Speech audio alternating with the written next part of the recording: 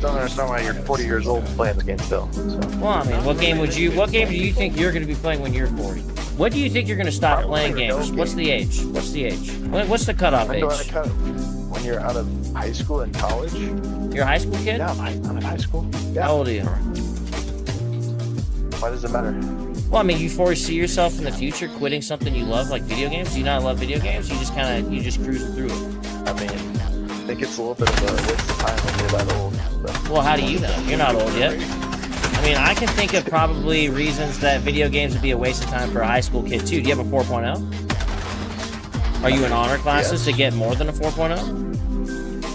No, but... You know what I'm saying? There's more things you could be doing to improve your life than playing video games, too, right? Yeah, you study and not play games. Hey, just recreation, man. Having fun. Ain't nothing wrong with that. All right, then.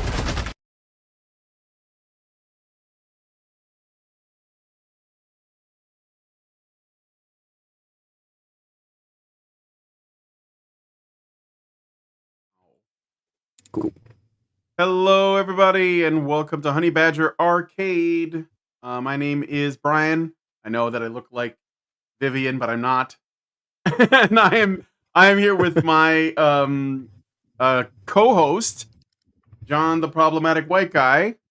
Hi, John. Thanks Indeed. for coming on and hanging out with me. I feel like these shows, I just need somebody to bounce things off of. So I'm normally like talking into the void, and that's how it feels when you're hosting things by yourself. And I'm just more of a Most definitely. conversationalist. Yeah. So, and I'm glad you're here because there's a lot going on. I got back recently from a trip to Chicago, and because of that, a little. Hey, what's up, Big Rat Killer? I was told there would be free cake. I know this guy. You do? Oh, okay. Well, apparently they're expecting cake. I'm sorry, Rat Killer. The cake was a lie. Yeah. So, what's up, y'all? Welcome to the stream. We're gonna be talking a little bit about stuff going on in the culture. I have like some unique perspectives to share on things. I don't know. Maybe they're not unique, but I'm an old head. Been doing this a long time. And I'm a big advocacy for art and artistic freedom and the importance of good stories. And that's why I like to talk about cultural things. I think that they do have an impact on our, not just our politics, but like our ability to relate to one another as human beings. So hopefully we can, I don't know, we'll learn something. I mean, I'm hoping to learn something all the time. So Indeed. yeah, That is what so, life's about, is making changes and growing and, always learning more. Yeah, that's right. So we got a few things to get into, but I do see more people joining. What's up? Robert Johnson, welcome back. Yes, it's good, man. That drive back from Chicago to Virginia was brutal. I actually got sick for like a couple days after returning.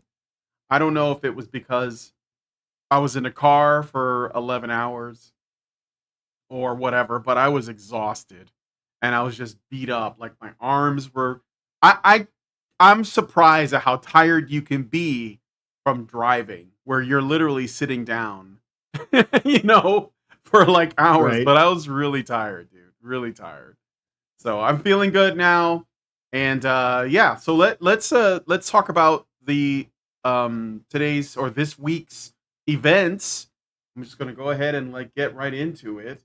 So again, thanks for joining me, John. I'm curious about your thoughts on this. So first, we're gonna talk about the thing that blew up the internet. Apparently, it blew up the internet that Robert Downey Jr. is coming back to the MCU. And he's playing Dr. Doom? Yeah.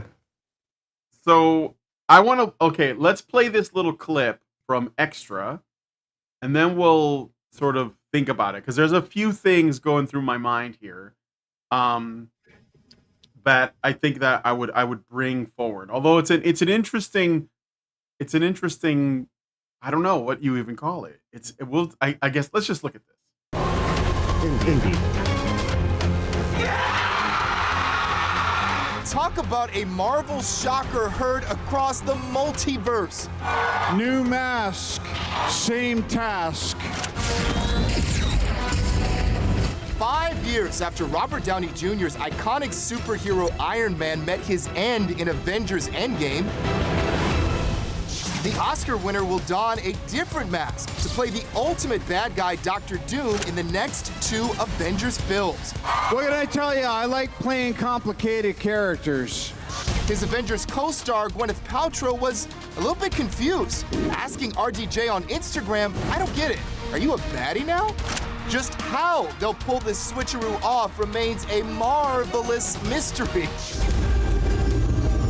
And the Flying Fantastic car at Comic-Con's Hall H helped to welcome the cast of the super hyped Fantastic Four reboot. It's incredible to be able to share any of this with the world.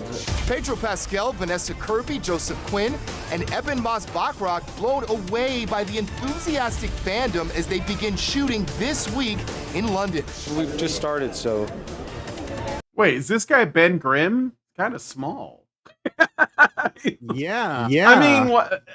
You know, I know that the Ben Grimm, even before he became the Thing, was not a small guy. He was kind of like a jock. Kind of thuggish already. Yeah. Yeah, he was like a yeah. jock.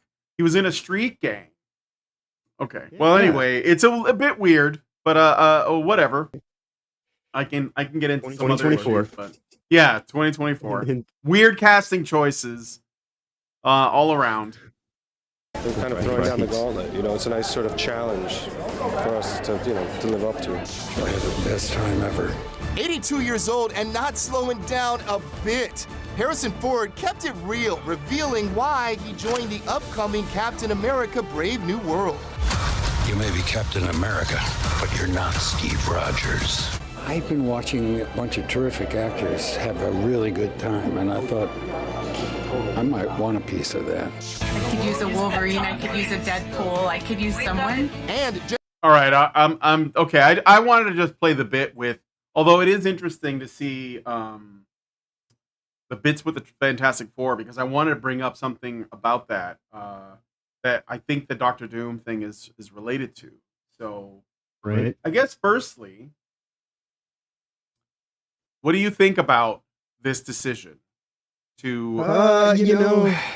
It's one of two ways you can read it. I mean, in one way, yes, it is a different character. We have seen characters or actors play multiple roles in the MCU before, so it's not without precedent. However, with that stated, it is about the most desperate thing that Disney could do after taking it in the tank as hard as they have for the last few years, to just turn around and drop a whole boatload of money in front of Robert Downey Jr. to say, how can we get you back on the screen today, immediately, and work our way towards getting ultimately Iron Man back, as Iron Man is what I'm seeing this as. And that's even if he's not a variant of Tony Stark to begin with. I just see this as, a means to an end. Yeah. I agree with you 100%. There's definitely a desperation going on there. And the desperation is, we really want to sell tickets. We know that Robert Downey Jr. sold tickets, so we're going to try and bring him back. and I don't know if Disney understands that this is not really why the old MCU movies did well. It wasn't because it had this person in it. Like they also threw a lot of money at the Russo brothers, who were the directors of, I believe they were involved with Captain America Winter Soldier, which is probably the best MCU movie. Civil War, and then like the Avengers, Infinity War and Endgame. And so like those were massively successful. But again, even then, it's not just, getting the right people. I think that they are making a mistake in that they think that, if we just bring back the guy everybody likes, and this is extremely desperate. That being said, so desperate. Yeah, it's absolutely a desperate move on the part of the MC, and I'm not going to give them my money regardless. So this isn't me like trying to like convince myself that I should like give them my money. I'm not going to. I guess we'll see what they do with it. I think that they're kind of in narratively they're in a between a rock and a hard place too, though, because um see, so they're doing the Fantastic Four. This is why they're doing Doctor Doom. They're doing the Fantastic Four. They waited a long time to do it. I don't know why they waited this long. I guess part of it had to do with the fact they didn't have the rights because it was owned by was it 20th Century Fox, I think, owned it. Back when they it was either that or Paramount. yeah, I one of them owned it. I think it was because Right, it's Fox. It's Fox. it was Fox. Okay. Yeah. So, and we had those Jessica Alba, movies that I didn't hate. Like, I mean, I have the first two because I just love that comic book. Like, I grew up on the Fantastic Four. They're one of my favorite superhero groups, but I knew that they weren't going to be able to get it right. And one of the things that I said, and I remember Eric July said this too, but I said this first. I'm going to take credit for this. I said, I dare them to make a comic book movie about a superhero team that is a nuclear family that is white.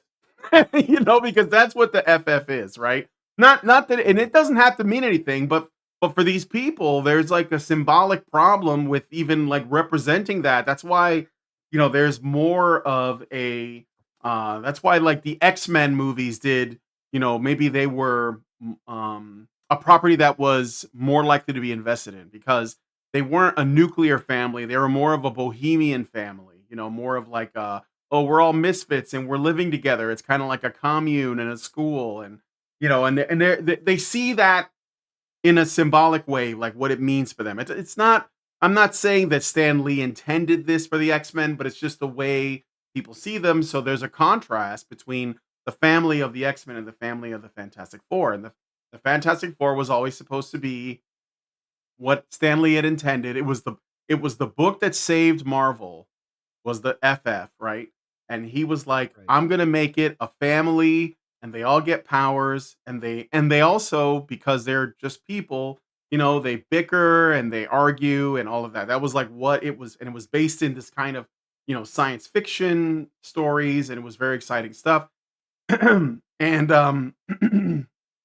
I always knew that they weren't going to have an easy time, like Disney wouldn't have an easy time adapting it because they're so ideologically driven to show, to show family as flawed and men as flawed, and and this kind of like are they going to have kids, like these kinds of things. And right, I guess yeah, go ahead.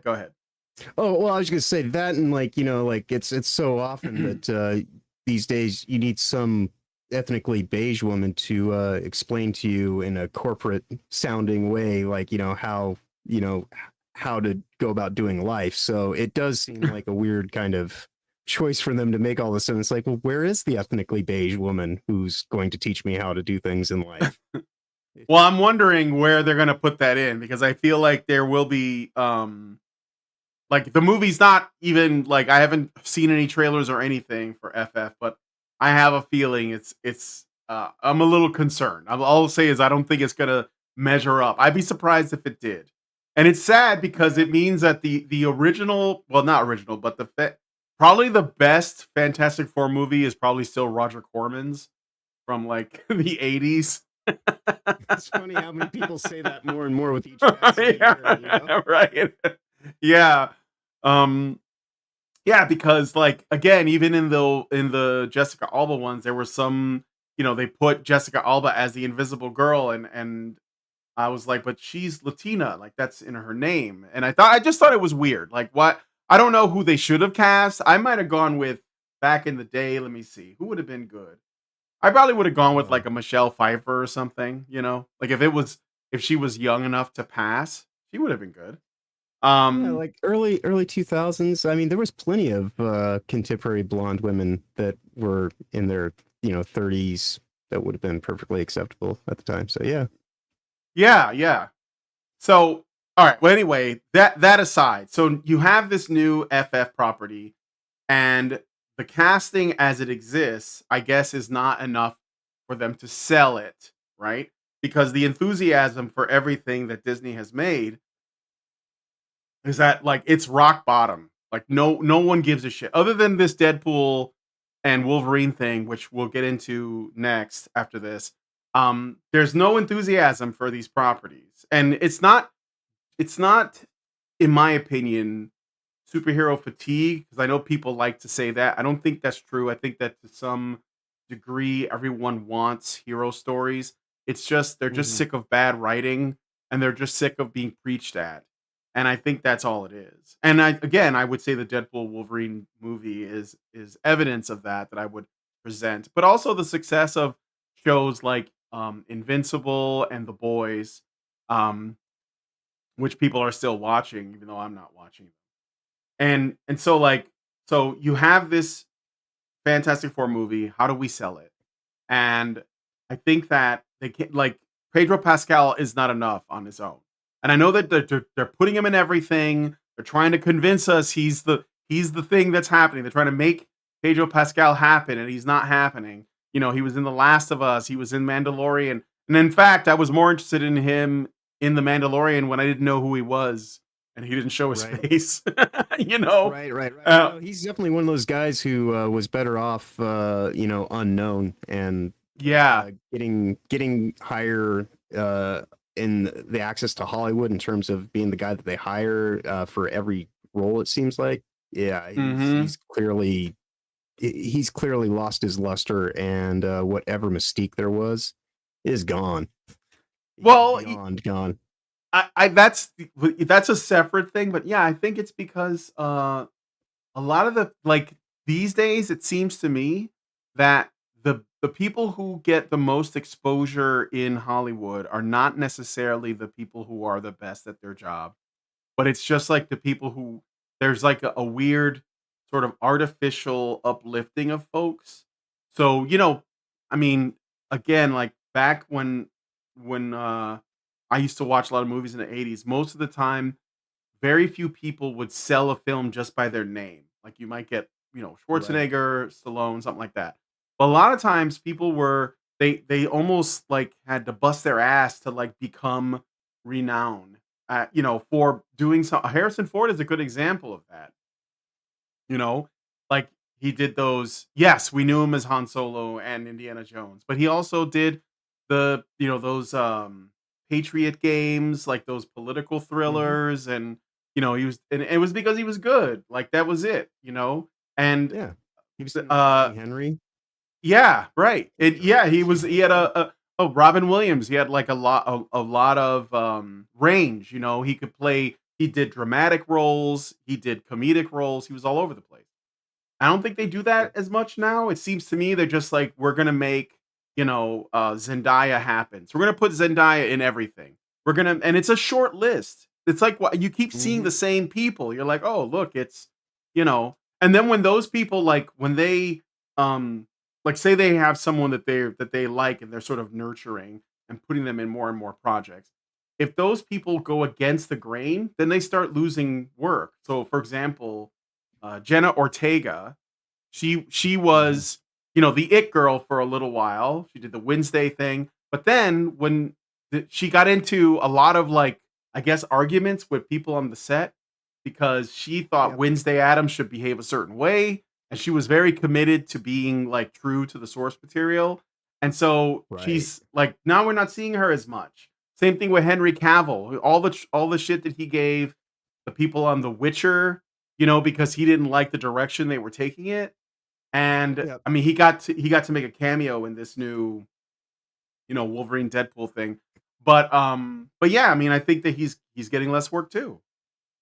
So yeah, I have a theory on some of that stuff. Because here in the chat, people are saying it's it's woke fatigue, and I would along those lines say and I think that you and I both have a background in art school, so it's one of those things that really it doesn't get discussed too much online yet, it seems. But a lot of the reason why, at least, and this is my theory from just seeing the way that the entertainment industry has kind of devolved over the last 30 years, because it's like what you were talking about. You used to not have it where a movie was sold on on like an individual person until like somewhere around like, it started to build during the 80s into the 90s, and then really, kind of calcified at the end of the 90s, early 2000s. And those were like, this is blockbuster. You go and see the Schwarzenegger movie, go and see this, that, and so on and so forth. And, I think that, like when I was in art school, a thing that I noticed is everybody goes there, they want to, like improve their abilities and their skills and all their talents and everything that they had as an artist going into art school.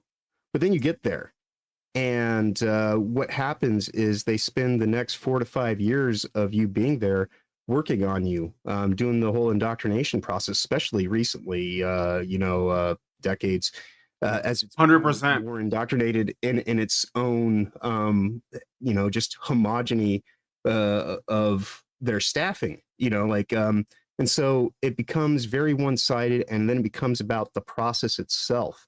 And so it's not even about making good art anymore. It's about, it's the problem with having too much money involved in an artistic process, because then once it becomes too much business, and the focus and the intention becomes about other things, then the artistic integrity gets lost along the way. And that's why you have to, do good casting and good hiring in the, actual creation roles and things like that, to have actual stewards who can take on that role and have that be the thing that carries it through. Like, say, the Lord of the Rings trilogy.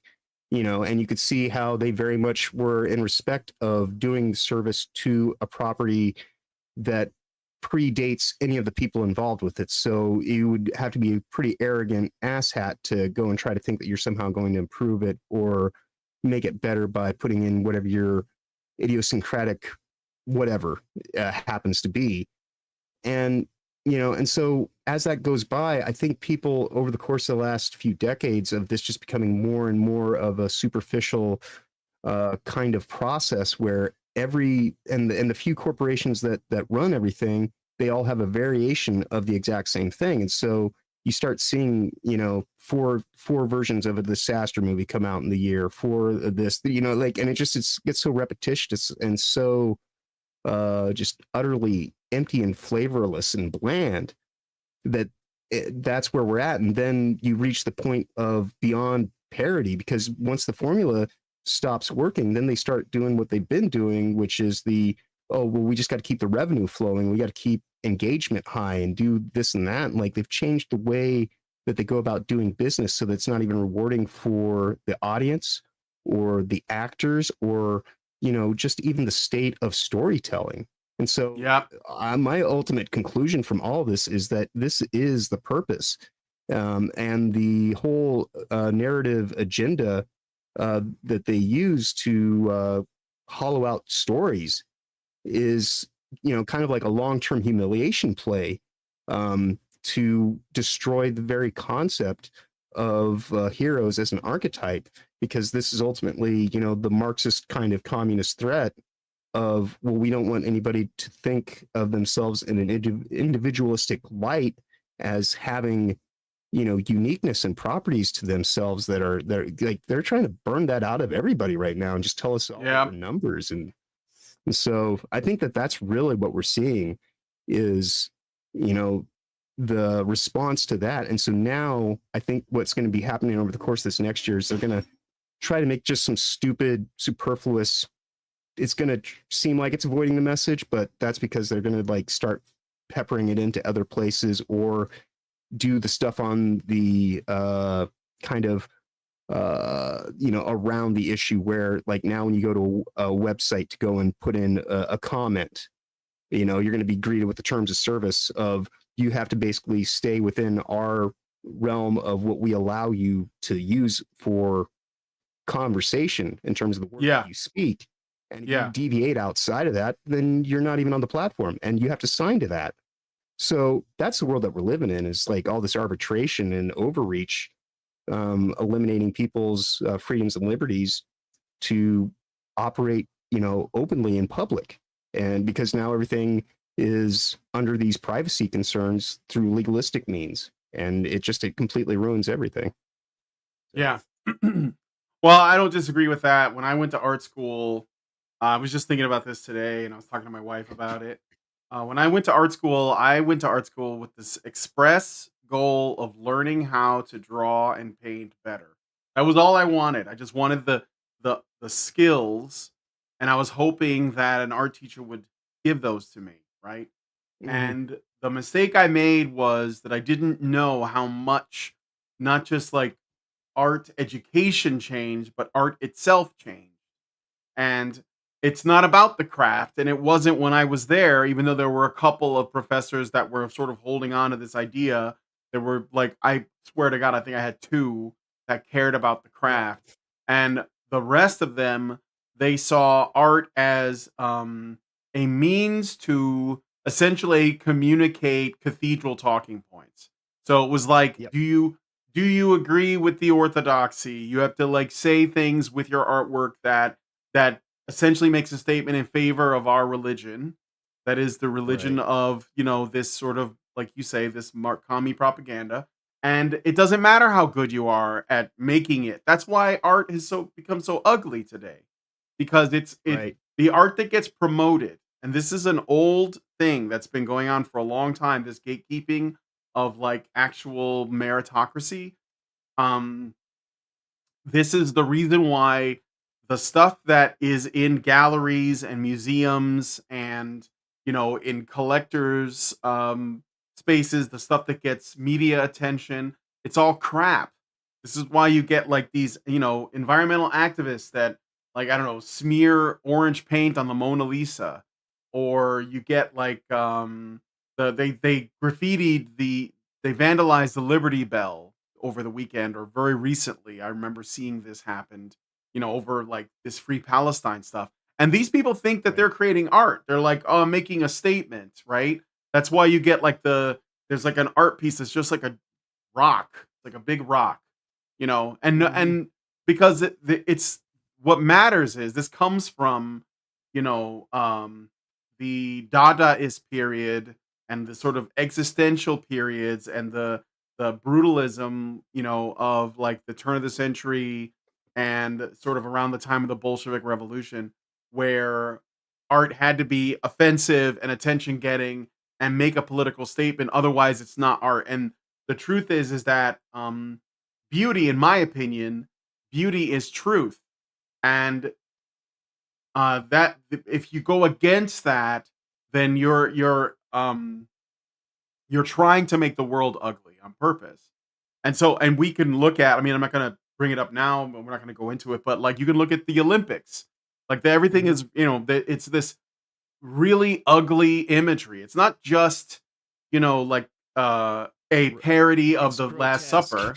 Yeah, it's intentionally grotesque. That's what I'm saying. Yes, it's intentionally grotesque, and it inverts reality. It's supposed to do that, and then it becomes art. That's why people can be like, sex workers can say that they're artists.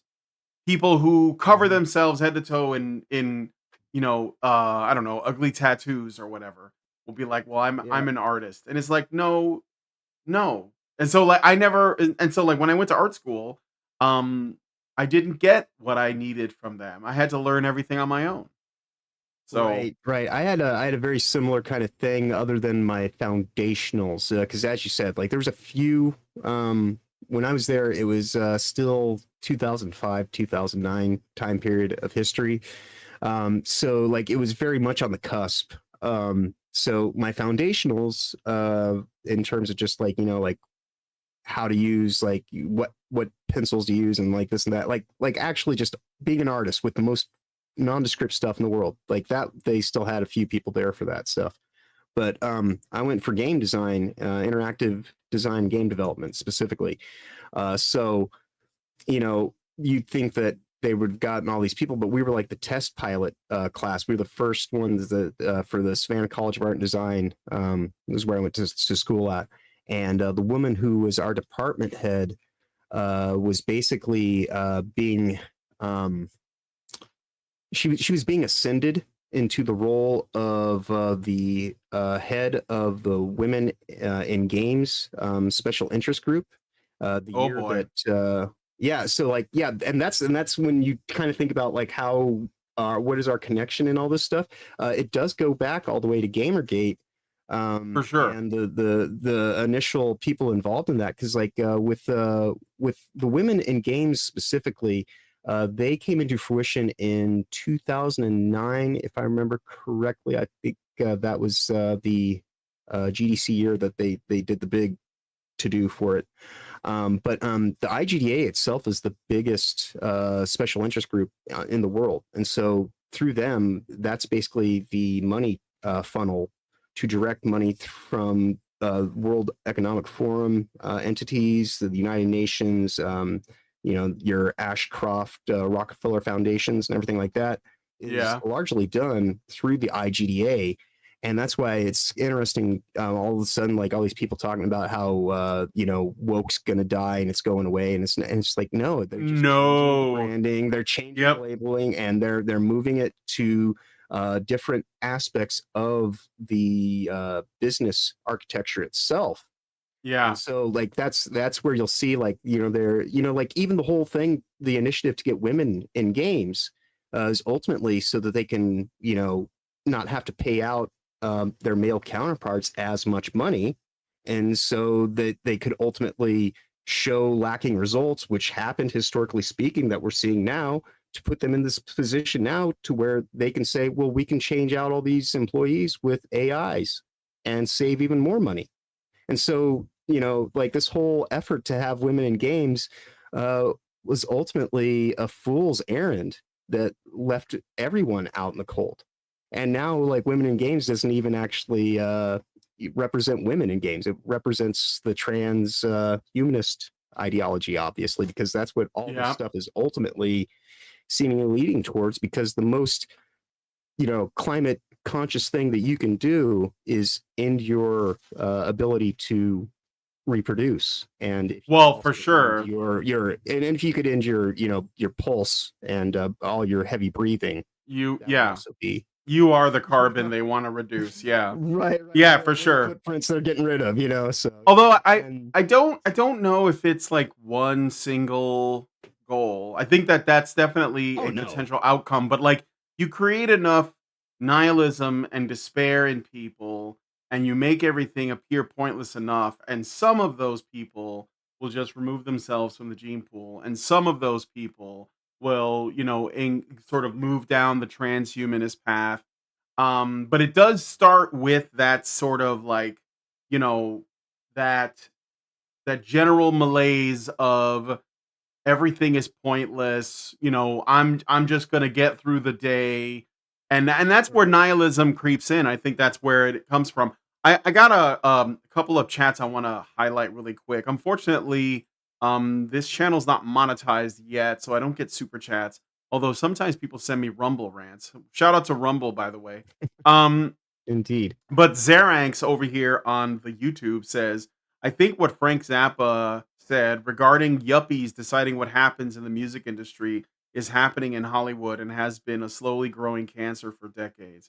Yes. Well, I would say the thing about what's going on with the MCU, and I'll come back to this, is a lot of the problems with modern films is that it is made by committee instead of like a small number, if not a single individual that is, passionate about a specific project. So because it's being done by committee, you have a bunch of untalented people that all deserve equal consideration for their ideas, and then you have like really shitty stories as a result, especially because most of these people are insecure narcissists that need to see something about themselves. So when they say I'm giving input, what they're saying is I want me to be in this thing. And there was a joke I heard where it said that this is how you get a talking dog at the end of Schindler's List, because everyone wants their part to be represented, right? So you get, well, I want a talking dog in this movie, and it's like, but this is not really the place for that. So I think that it is you have a large number of uncreative, untalented undeserving people that are involved in the creative process. And another good example of this is video games. Like I've seen a number of indie titles that will show off amazing gameplay, and they'll be made by like one dude. You know, like one person, one spurgy Korean made this game, or whatever it is, right? Or there would just be a really small team. Like this is the reason why, for example, Hidetaka Miyazaki's the guy behind From Software. Everybody hates him because he is basically not. He doesn't do this alone, but he's like the single creative force behind those Souls games, and everyone else just gets in line, and they essentially try their best to, honor his vision, and that's why you get his games are massively successful. But like these really big projects, like these, the Suicide Squad, Kill the Justice League, which they spent God knows how much, and nobody's playing it. I think that the player base has hit record lows. It's because of the people involved. It's like they want everybody to have a say and everybody's say to be equal, or at least be equally considered. And so you end up with a trashy product. So thank you for that. And then Jim Giraffe, who's a buddy of mine. Hey Jim, he says Deadpool/Wolverine is another anti-Christian offering. Might as well watch the Olympic opening ceremony. I haven't seen it. I don't know. I wouldn't be surprised. I know that like my friend Dave Cullen, who has a channel called the Dave Cullen Show, and he made a review and he said that his issue with the Deadpool Wolverine movie was that it was just a bunch of jokes, and it was like vulgar to the point where he didn't see any reason behind it. And I don't know, like I don't know what people would have expected from that, but I feel like that might be all that franchise has is vulgarity and violence. That is Deadpool is Yeah. special bubblegum popcorn, like don't overthink it. Yeah. That's kind of like, like it's kind of like in the same vein as like a movie like Blade. Dude's got a sword and he's gonna like kill vampires. What else do I? Yeah. So, I to some degree, I can get the criticism though too, because like while it is important to have stuff that's a little bit more carefree and not everything has to be about like like escapism is still supposed to be escapism, but on our way to getting to a place where we don't have to think about the this and the that's, the thing that would be that we always have to kind of know going in is that, especially now, the when you go to see a movie or this or some kind of entertainment experience, because it is so agenda focused, even if it's coming through, and that's the thing that people don't realize, I think, still, is that this stuff didn't just happen overnight. It's slowly picked up velocity and like a train, and that's why I always go back to like the 1990s on Disney in the 1990s is really for me where a lot of this PC insanity began, and you can kind of see it metastasize, and it gets more and more just kind of repugnant and belligerent in its expression with each passing year. But it's taken like 30 years to get to this point to where we've had like these meddling middle management of I know their next big thing is women in STEM, but it used to be that women got into white collar roles through HR, and then HR spun out into all of these consulting firms. And so now through the consulting firm kind of methodology, they've got these cattle gate systems that go and astroturf and superimpose a whole bunch of women into the process. Not to say that you can't have creative women and this and that, but meddling middle managers and like the put this in there, poly, like you were just talking about, we need to have the talking dogs. That's what they do, but they do it for the DEI shit. And so when you have all these people who can effectively take all of your artistic integrity and just put a red check mark through it and say, no, this has to be this because next month is false flag month, and we have to have a color revolution under the guise of a pride parade. And so we're going to do everything we can to go along with that, because marketing has more kind of influence in a lot of modern games and movies than the person who would have, historically wrote the story and done the adaptation even, so, and because it is like you're saying, like the disconnect of just having everything via committee, like basically Disney, they just film stuff and then assemble it after the fact, which is why everything has so much ADR and shots of people talking, with their back to the camera and all that kind of stuff, because they just assemble the stuff to substantiate, where they're at in their political aims, more so. And so when you go to watch the movie, even wanting the escapism, to get back to the original point, even if they provide something that looks like escapism, it's still going to be in there. So yes, there are, I haven't seen Deadpool and Wolverine just yet, but from the trailer stuff, you already know that they've got stuff in there about like, just normalizing, more stuff with pegging and like, like all the stuff. Yeah. Whatever's, But he was doing that from the beginning, but yeah, for sure. Right. It was, yeah. Well, I'm going to say I'm a guy who worked at a porn shop, so I don't get it. It's not like I'm offended, like I don't have Puritan sensibilities. Yeah, sure. But by that same stretch of the imagination, like it is one of those things. It is funny that Disney was willing to like compromise on the rating for this movie, considering all of the, and we'll get into that, but considering, Disney seems, at least the staff at Disney seem pretty hell bent on like queering the children that watch their content. And so, yeah, they're like, yeah, we'll do some pegging. We'll have some pegging jokes. This is okay. We'll accept this. We'll sodomize dudes in our film. And I mean, I'm sorry, but I don't think that's an accident. Like, however you feel about it is indifferent. It doesn't matter to me. But I don't think it's an accident. It's a low level attack, but it's attack nonetheless. Yeah, for sure. And that's another thing. That's why I think that we have to learn to be discerning and decide like what do we want to support. I wanted to also bring it back to something that we were talking about, where there are people who think that like the woke is ending, and obviously it's not. The issue with this is that what people have to understand is that like what the woke says. So there's a Mott and Bailey going on. Okay. So there's what they tell you that they, are doing, and then there's what they're actually doing.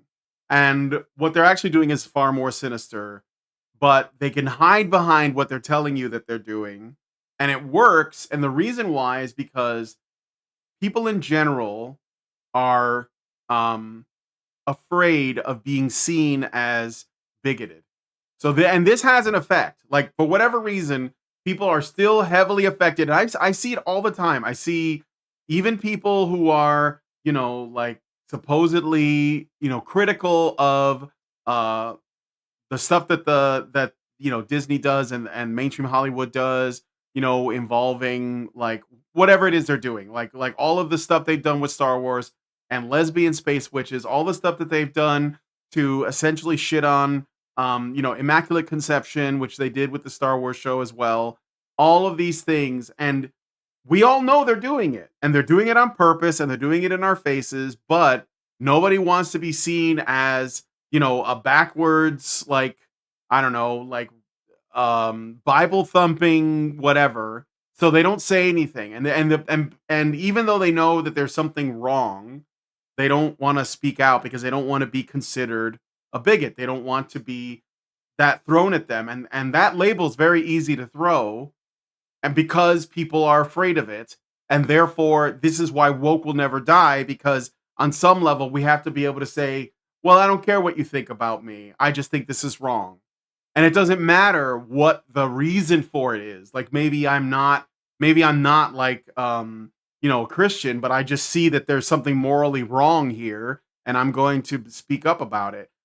But people are too, like I said, they're too petrified of the consequence. And then not just cancellation, because like, yeah, that can happen. But even if you just said, yeah, I'm not going to watch it. But like I'll see people, they'll do a review of something and they'll say, they'll try to create an equivocation. They'll be like, well, I'm not sexist because, and then they'll explain why they're not sexist. Right. And then they'll say, this justifies my criticism of this show that you will claim makes me sexist for criticizing. And it's like, stop doing that. Just stop doing that. Stop apologizing for having an opinion. Stop letting allegations of sexism or racism influence your commentary, because it is a weapon that is used to silence you. You have to understand that you know whether or not you are sexist or racist. Nobody can tell you that, right? But people will react to the threat of it. And so they'll be like, well, look, I don't want to be considered, racist. So, and I think that's a big obstacle. And this is the reason why woke won't go away until people stop apologizing, or even like having that hesitation of like, oh, should I criticize this thing? If you don't let that go, it won't go away. And they know it works. That's why they use it. Like, they don't care about racism or sexism. They just know it's a useful tool. So, Whisper networks, whisper networks and concern trolling. Even though like shaming seems to have kind of seemingly gone out of practice, it has just been subverted into this new thing where it's like the shaming is now like, oh, you want to be decent. You want to throughout my life, I was always like this rebellious kind of person, right? Kid growing up, I was kind of streetwise and all that kind of stuff. But somewhere along the line, everything shifted, and it's like, well, the most rebellious thing you can do in, a land of the lost is actually give a shit, know what the hell things are, actually do things because you have legitimate intentions, and aren't just necessarily trying to profiteer or seek after like some superficial gain. It's like, and that's become in many ways like the focus of how I kind of, redirected my bearings in this world, because it was like, look, I like to think that I was never on the wrong path, so to speak. But at a certain point in time, like if you actually do the self-analysis and audit yourself from time to time, like I said, I went to art school, and like I realized that just by doing that in my life, that a lot of my intentions were subverted because of the dark magic that was, at play in just the community that we were in, because of the people that you're talking about. It's like, well, I don't want to be like considered somebody who's not like, and that's Hollywood nowadays. It's like, you have to be part of the cult. And, and so like, it doesn't take these grand pronouncements of, conspiracy theories where everybody's in on it. They just look for people that are already, in line with that kind of ideology to begin with, so they don't even have to ever like question or anything. And so like anything that they see, they won't ever look at as being out of line or weird or strange. And so they, it's more self-serving reinforcement, and it's just like a copy of a copy becomes more smudged and blanded over time. And that's what we're seeing, is that it's the exact same NPC thought processes that have been replicated and homogenized over decades, and they were already homogenized and minimized as much as possible 30 years ago. So it's so crazy to just see people kind of fall over themselves to carry the water for these larger entities that will do everything they can to diminish that individual as just being completely disposable and replaceable, because that is modern entertainment mediums, is that you don't get by based on your best effort and actually achieving. You only kind of really get ahead because it's like the person in front of you finally either found themselves in a position where they were able to be canceled, or they were right at the end of their tether of where they could get on the diversity ladder. And because it works in different ways. Like the lower part of the ladder, like diversity hires get high up really fast on the mid ladder, but then there's like a plateau point, and then and that's where all this meddling, malaise, and fuckery starts to kind of find its way into everyone and everything. And and that's what I like to think, though, that because of the last 5 years of the overreach that happened, that magic has been demystified in some ways. And so now everybody's sitting here looking at these parlor tricks. Yeah, I think a lot of people are waking up It's just a matter of like how okay now that if you are now awake, how do you react? And I'm just like I have made my choice, and I think talking about it is helpful because then you can help other people see it as well. And I just want to point out one other thing too that people have to realize. Allegations of bigotry only work on people who are themselves not bigots. So, like, they will only get you to react if you know that you're not the thing that they're telling you you are. Because if you are the thing that they're telling you they are, then they wouldn't use it on you because it wouldn't do anything because you wouldn't care. Imagine telling a KKK member that they were racist, as though it was going to make them like suddenly go, "Oh my God, am I? I'm sorry." Like, no, they're not going to care. You know, my manners. Yeah, what have I been I didn't realize that like no. So this stuff only works on people who are already not those things. And they're in fact repulsed by the very idea that they could be those things. That's why it works. That's why you have to be discerning and don't accept those terms.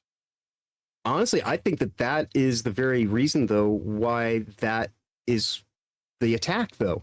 Yes. It undercuts and it does subvert and it takes people away from their focus and where they would have been going otherwise. And it's the whole thing about like, well, we can have a conversation, but we're only going to have a conversation, an argument that I allow to happen because anytime that you bring up a point, I'm either going to spin it out or I'm going to do this or like, and so that's all this activism for the last, couple decades especially is just constantly taking what's supposed to be the front and center issue and saying, well, I'm just going to go over here and talk about this instead and like make it about that and like and eat it up all the time. And so that's like this weird world that we have where it's like, well, just filling time doesn't count as actually giving a response. Like you reacted, sure, you made noise, but who's better for it in the long term, and that's, I think what happens. We got filled with a whole bunch of empty time by empty-headed people,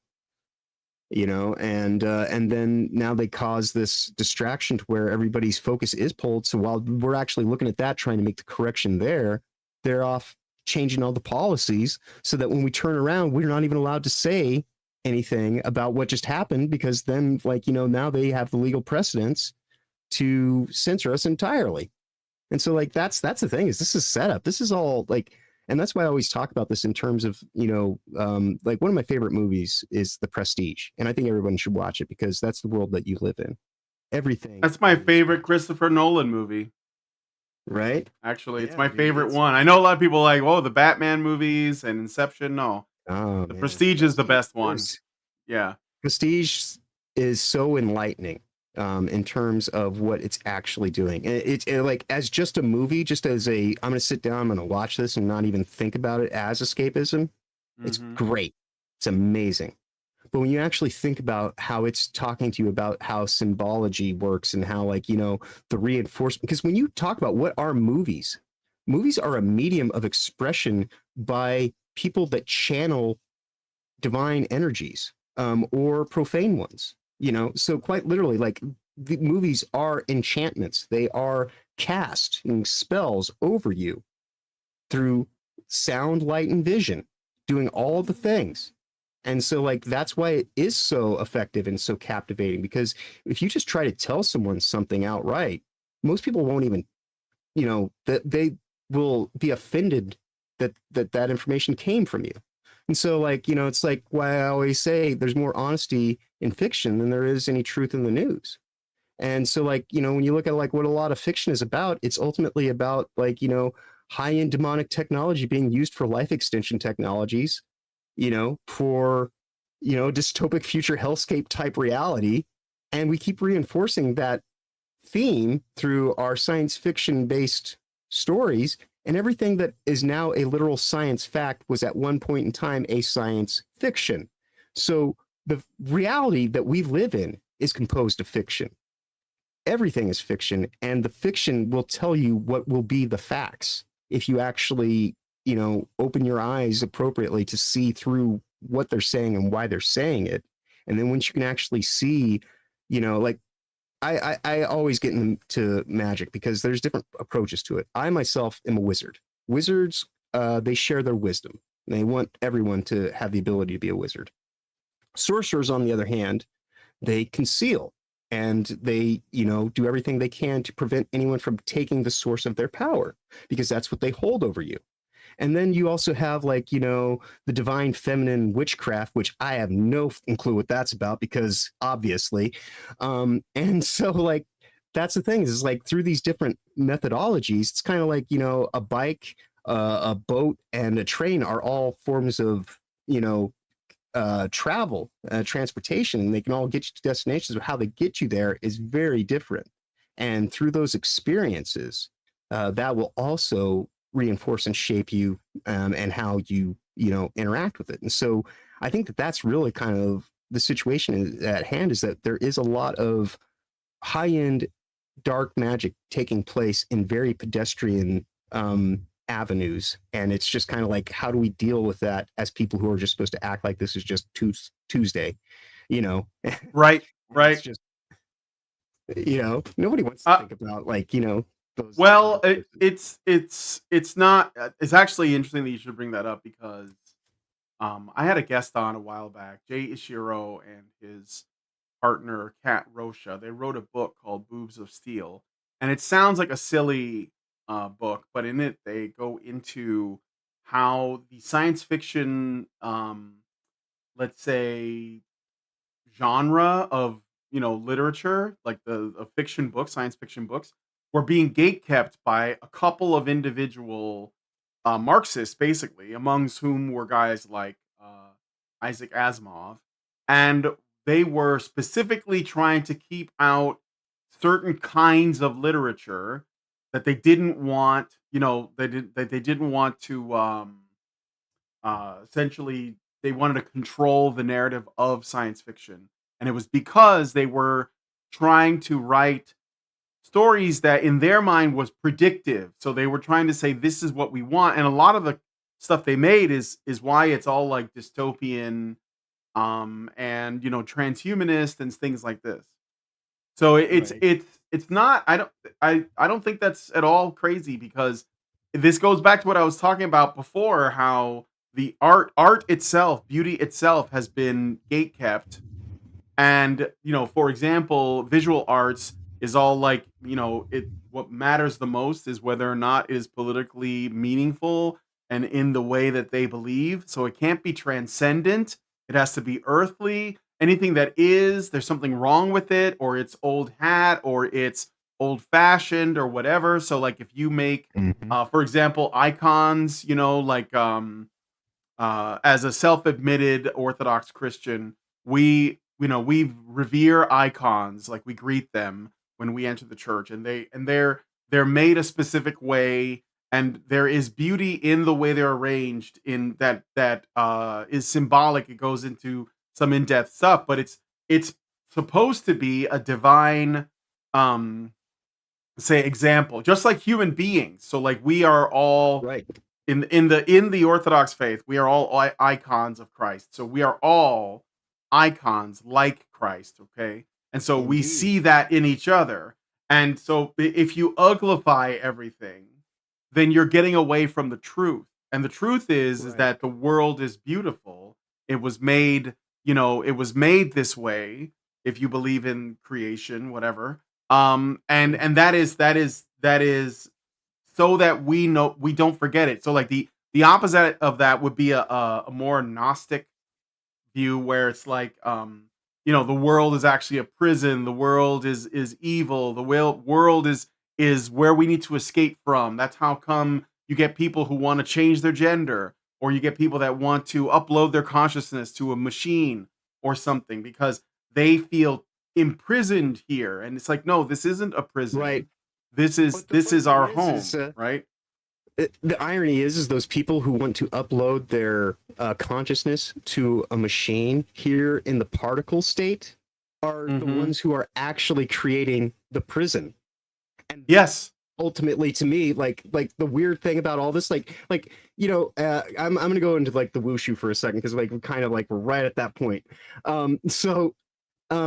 With where we're seeing all these science fiction movies, everybody always talks about why are they so contrived? Why is it such a bad story? And it's like, well, because like you were saying, we are manifestations of God. We are reinforcements of an energy that is divine, and it's being reinforced and imprinted in the concentration of the particle state.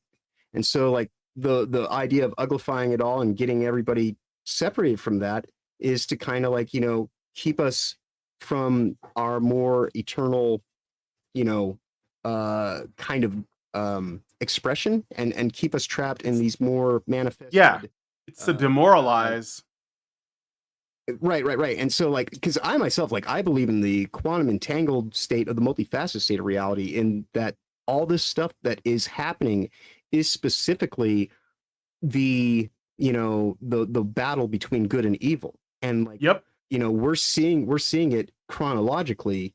It's 2024 to us, but this thing has been going for time and eternity, and we are just in one of the many facets of reality that is upon to the expression of what is at stake. And so like you can think about it in theoretical terms, like, because whether or not what I'm saying is actually legitimate or not, whether there are an infinite number of physical versions of John and there's only one eternal conscious soul, and all those variations of me all go out through their lives and they gain experiences, that one eternal consciousness gains all the information, all the experience from all those manifested aspects, is my belief, in the concept that I believe that God is beyond any one dimension. So God doesn't just see through God's eyes, as you were saying. We are the manifestations of God, and that's why God walks with you. That's how the system of forgiveness and judgment is just part of being a supernatural being in the supernatural state of reality. Now, when you go and say, we're going to find a way to subvert that and keep everyone here in a life extended state that avoids ultimate forgiveness and judgment, well, then what you're ultimately talking about is the battle between good and evil, and the power of, God versus, the devil, or whatever you want to call it. And for me, ultimately, I try to think these things more of a faith-based kind of aspect, where it's like, whatever you call it is what you call it. But ultimately, we're all referring to a lot of the same things, because whether we want to, believe it or not, like, I feel that as we go through life, we feel as though we are making the choices, and in these various manifestations, it has to feel like that, because if we didn't have quote unquote free will, what would be the point of it all? But ultimately, in the multifaceted state of reality, if the quantum entanglement state exists as I'm speaking about, then it would very much be a fatalistic destiny, that all destinations lead towards the center ultimately. And that's why everyone is together in heaven, in paradise. Everyone's there. Everyone, unless those who don't wish to attend the party, because the reservation is granted to everyone. The gift is, and it's on you to accept or not. So the only way that you're not getting there is if you're not accepting. And a lot of people either do that through like spiritual damnation, I don't want to be there, whatever, beyond this life. But then there's even like the people that are more repugnant and stuck here, that are doing everything they can to profiteer and make it about a system of greed and like, like who's on top and like what is all this stuff. And exploitation. And that's right. For sure. Yeah. So, well, I think I should bring it. We should bring it back to Robert Downey Jr. But no, I mean, I think that ultimately most of what I'm saying is that most of this uglification of everything is to demoralize people, and also to make it to where you can't tell the difference between right and wrong or good and evil. And this is basically what allows evil to thrive. And so we have to point this stuff out, and it starts with our stories. And this is why, by the way, most of the modern stories we're getting right now are all about, making everything into shades of gray, or literally inverting, the actual like good and evil paradigm, so that evil is now good and good is now evil. And it's funny too, because that was written about in the Bible. Right? Woe to thee who calls good evil and evil good, something to that effect. So it is something that we're seeing play out, and it matters because stories are how we it's basically how we share wisdom with each other. It's how we we interpret the world. It's also how we think. Like when we talk to each other, we're not just speaking. Hopefully, we are also listening, which means we're thinking. So this communication is a way of thinking. Knowing what words that we need to use is important. This is why having control over the vocabulary is of such importance to these people, and that's why they want to control what words you can use, what words you should use, and what words they can use on you to affect your behavior. And you have to like shake out of that. So anyway, I want to go to. I just want to give a quick comment about this casting choice. I don't know how I'm going to segue into that, but we're just going to talk about it and pretend like there was a really clever segue there. But I just want to point out for this. So this is from That Park Place, and this is a thing that I think is going to be a really big challenge. And I don't know that the people involved with this have any interest in actually taking this on. Okay, so Robert Downey Jr. Your witty transition. Okay. Seeing as how we're all doomed, let's talk about. That's pretty good. There we go. Yeah. But anyway, okay. So okay. Here's the thing. Obviously, this is a bit of a desperation to be like, we got to bring back the guy who put us on the map, and hopefully this will change that. And that's true. I don't think it's going to work out for them. We'll see. But then there's another thing too. This is actually going to be potentially extremely canon breaking for the comics. Now, I'm sure Marvel doesn't care about this at this point. Disney doesn't give a shit about that. But I'm just going to point out that Victor Von Doom is not Tony Stark. So I don't know if RDJ is playing Victor Von Doom and this just happens to be the same actor, or if he is like some parallel universe version of Tony Stark that became evil in some parallel world, which is what I suspect they're going to do. That means there won't be a Victor Von Doom, right? Which also doesn't make sense because in the original story for the Fantastic Four, the relationship between Reed Richards and Doom is like central. Like that they were both in college together or something.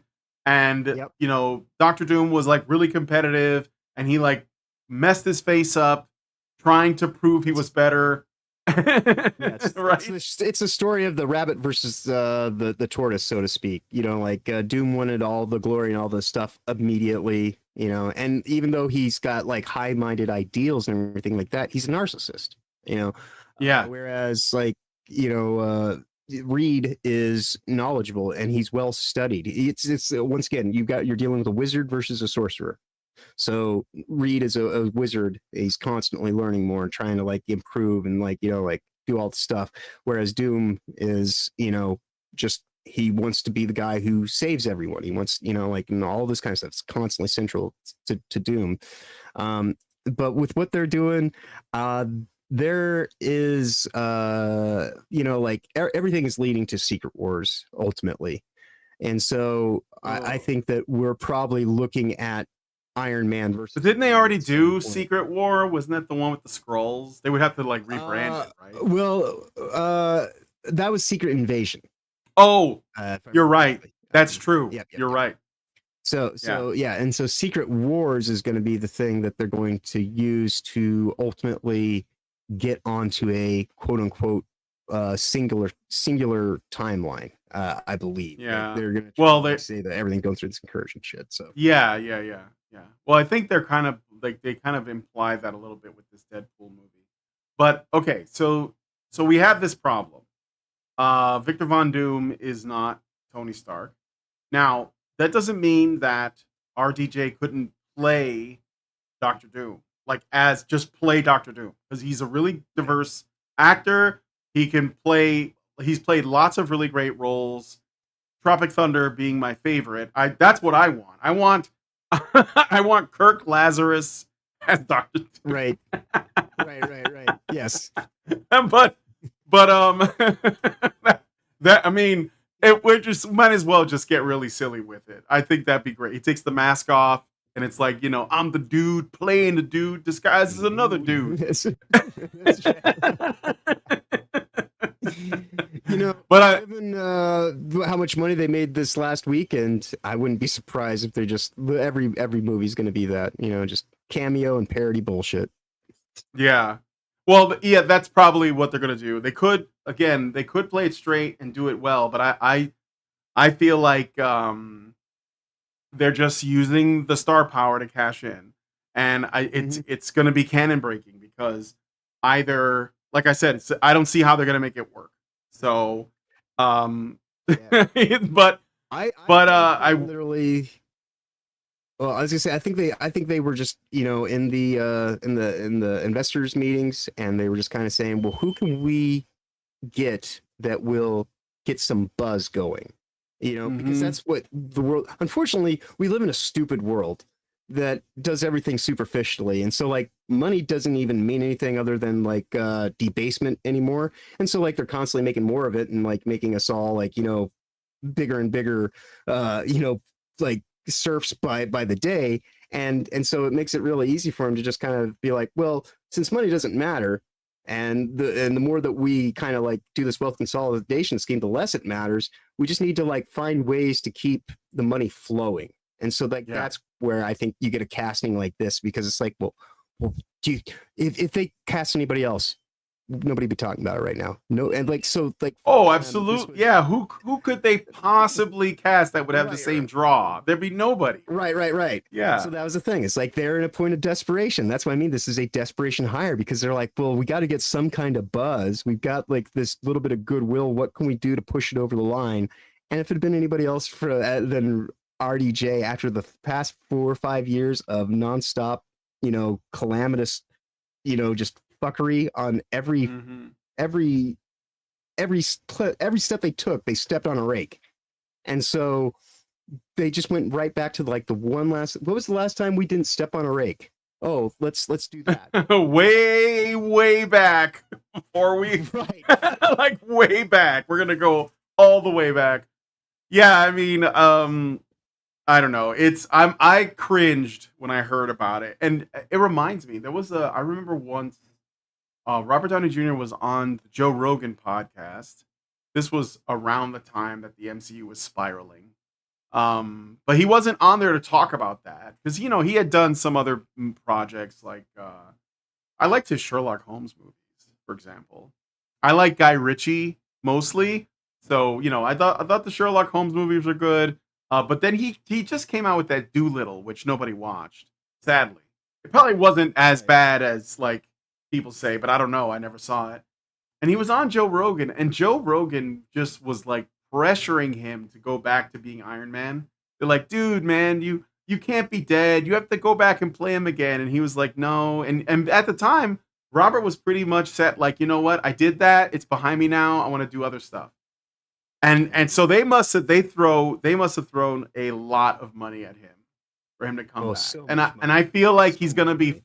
I feel like he might just be phoning it in unless they do something good with it, because like the talent that the MCU has wasted, especially like post Infinity War, because I actually Endgame I didn't love it. I had problems with it, but the extent to which there have been extremely talented people wasted, like one that comes to mind is Christian Bale. When I don't even remember the character he played, he was in that Thor movie I didn't watch, and I was like, Christian Bale's great. Like, he's a great actor. Gore, God killer. Wait, Chris Gore? just Gore. I'm just Gore. Yeah, Gore the God. Hail Chris Gore. Shout out to Chris Gore. But yeah, and it was just, I didn't watch it, but I was like, I know that this movie. Like, there's just they put good people and they waste them, and I think it always happens. So yeah, that's a very Christian Bale. What a waste, man. What a shame. But anyway, so like, and Patrick Stewart too. Like, he was like in, what was it? The Multi Madness Mom. Yeah. Strange Mom. Yeah, Strange Mom. Yeah, and again, wasted opportunity. These are if you watch X2, which was the second X-Men movie that came out, the Bryan Singer one. 20 Patrick Stewart is so good in that. Like when I saw him in the first movie, I was like, yes, this guy was meant to play this character, you know? Right. Like, and he did it really well. And look, these are superhero movies.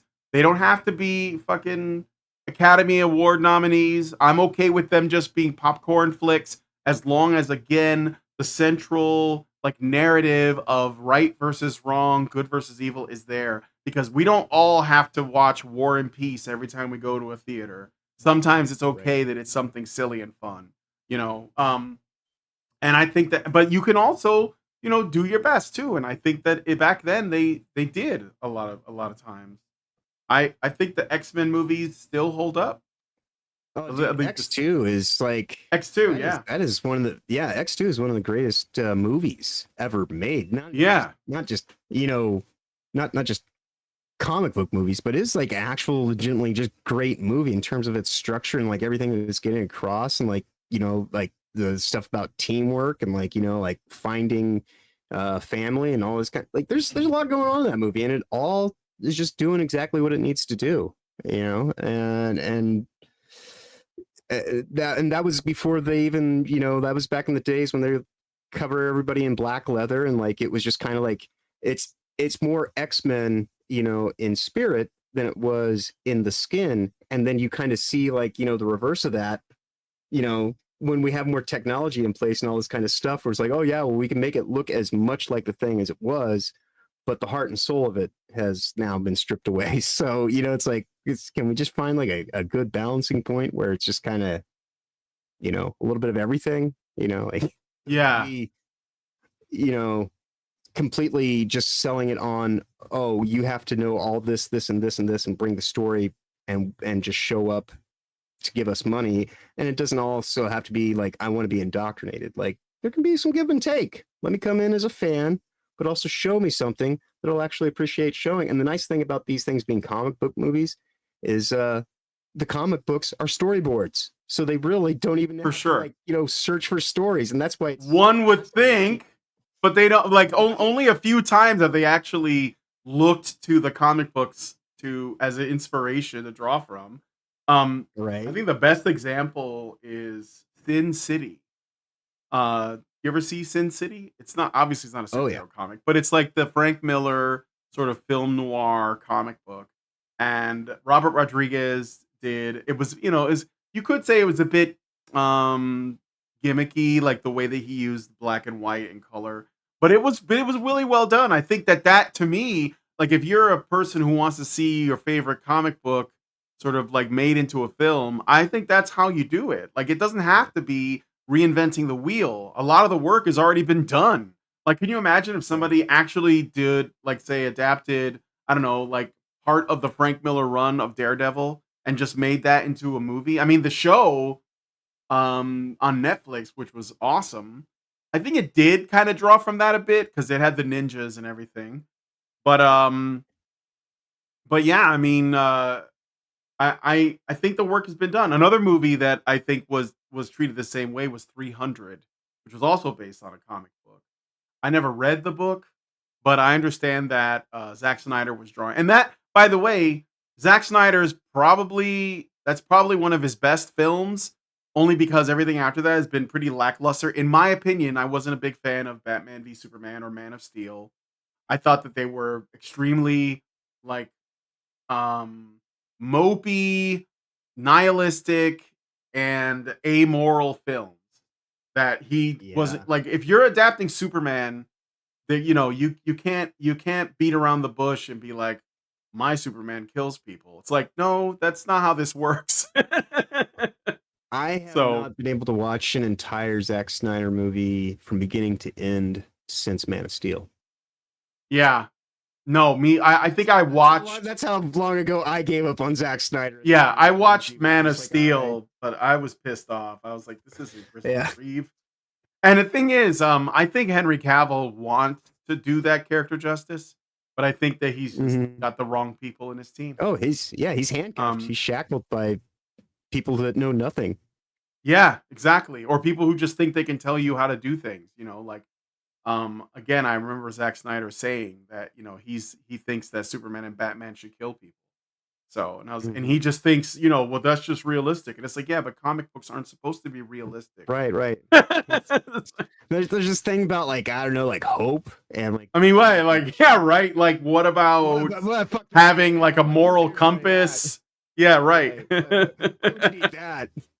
Again, yeah, I do think it's ultimately a very materialistic and nihilistic worldview. Great Endor says, R.I.P. Brittany Murphy. Yeah, what a shame. What a shame. She was adorable too. I really miss her work in King of the Hill.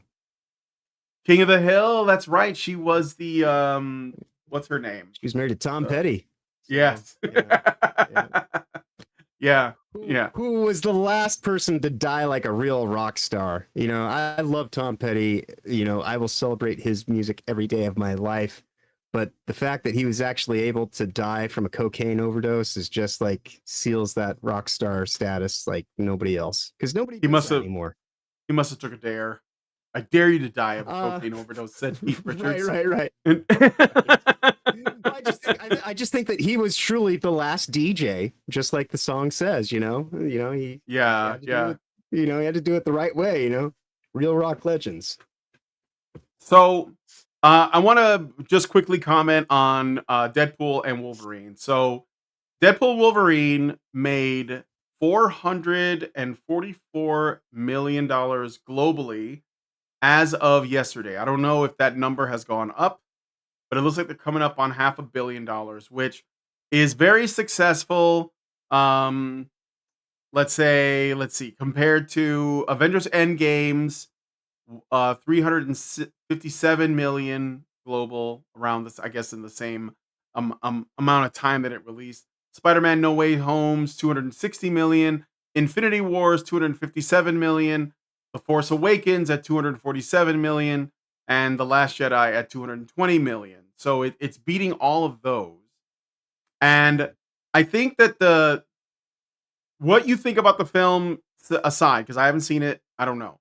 But what I think is what it's saying is that there is still an audience willing to watch stuff as long as they think that it's going to be good. And one thing that they want to see is like their favorite iconic characters on the screen. And they want to see them represented as faithfully as possible. I wouldn't be surprised if Hugh Jackman wearing the blue and yellow suit sold like a bunch of those tickets alone. It's just the faithfulness and respect to the fan base, regardless of what the content is, because I don't know, Yeah, I mean, I think if anything, and I might be biased in saying this, but I think that the world is just calling out for some problematic white guys to come take care of some issues and just have a good time. That's what I think it is too. What they went and did.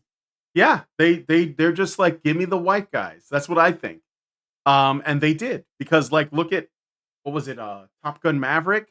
I mean, it was a pretty good movie, but it made a lot of money, and they were just like, look, I just want Maverick. Like that's it. Like they're like, I don't care about like the non-binary, disabled, trans Muslim woman. Right. As soon as I get out of the theater, I'll go back to living in a bubble because that was during Hell World times.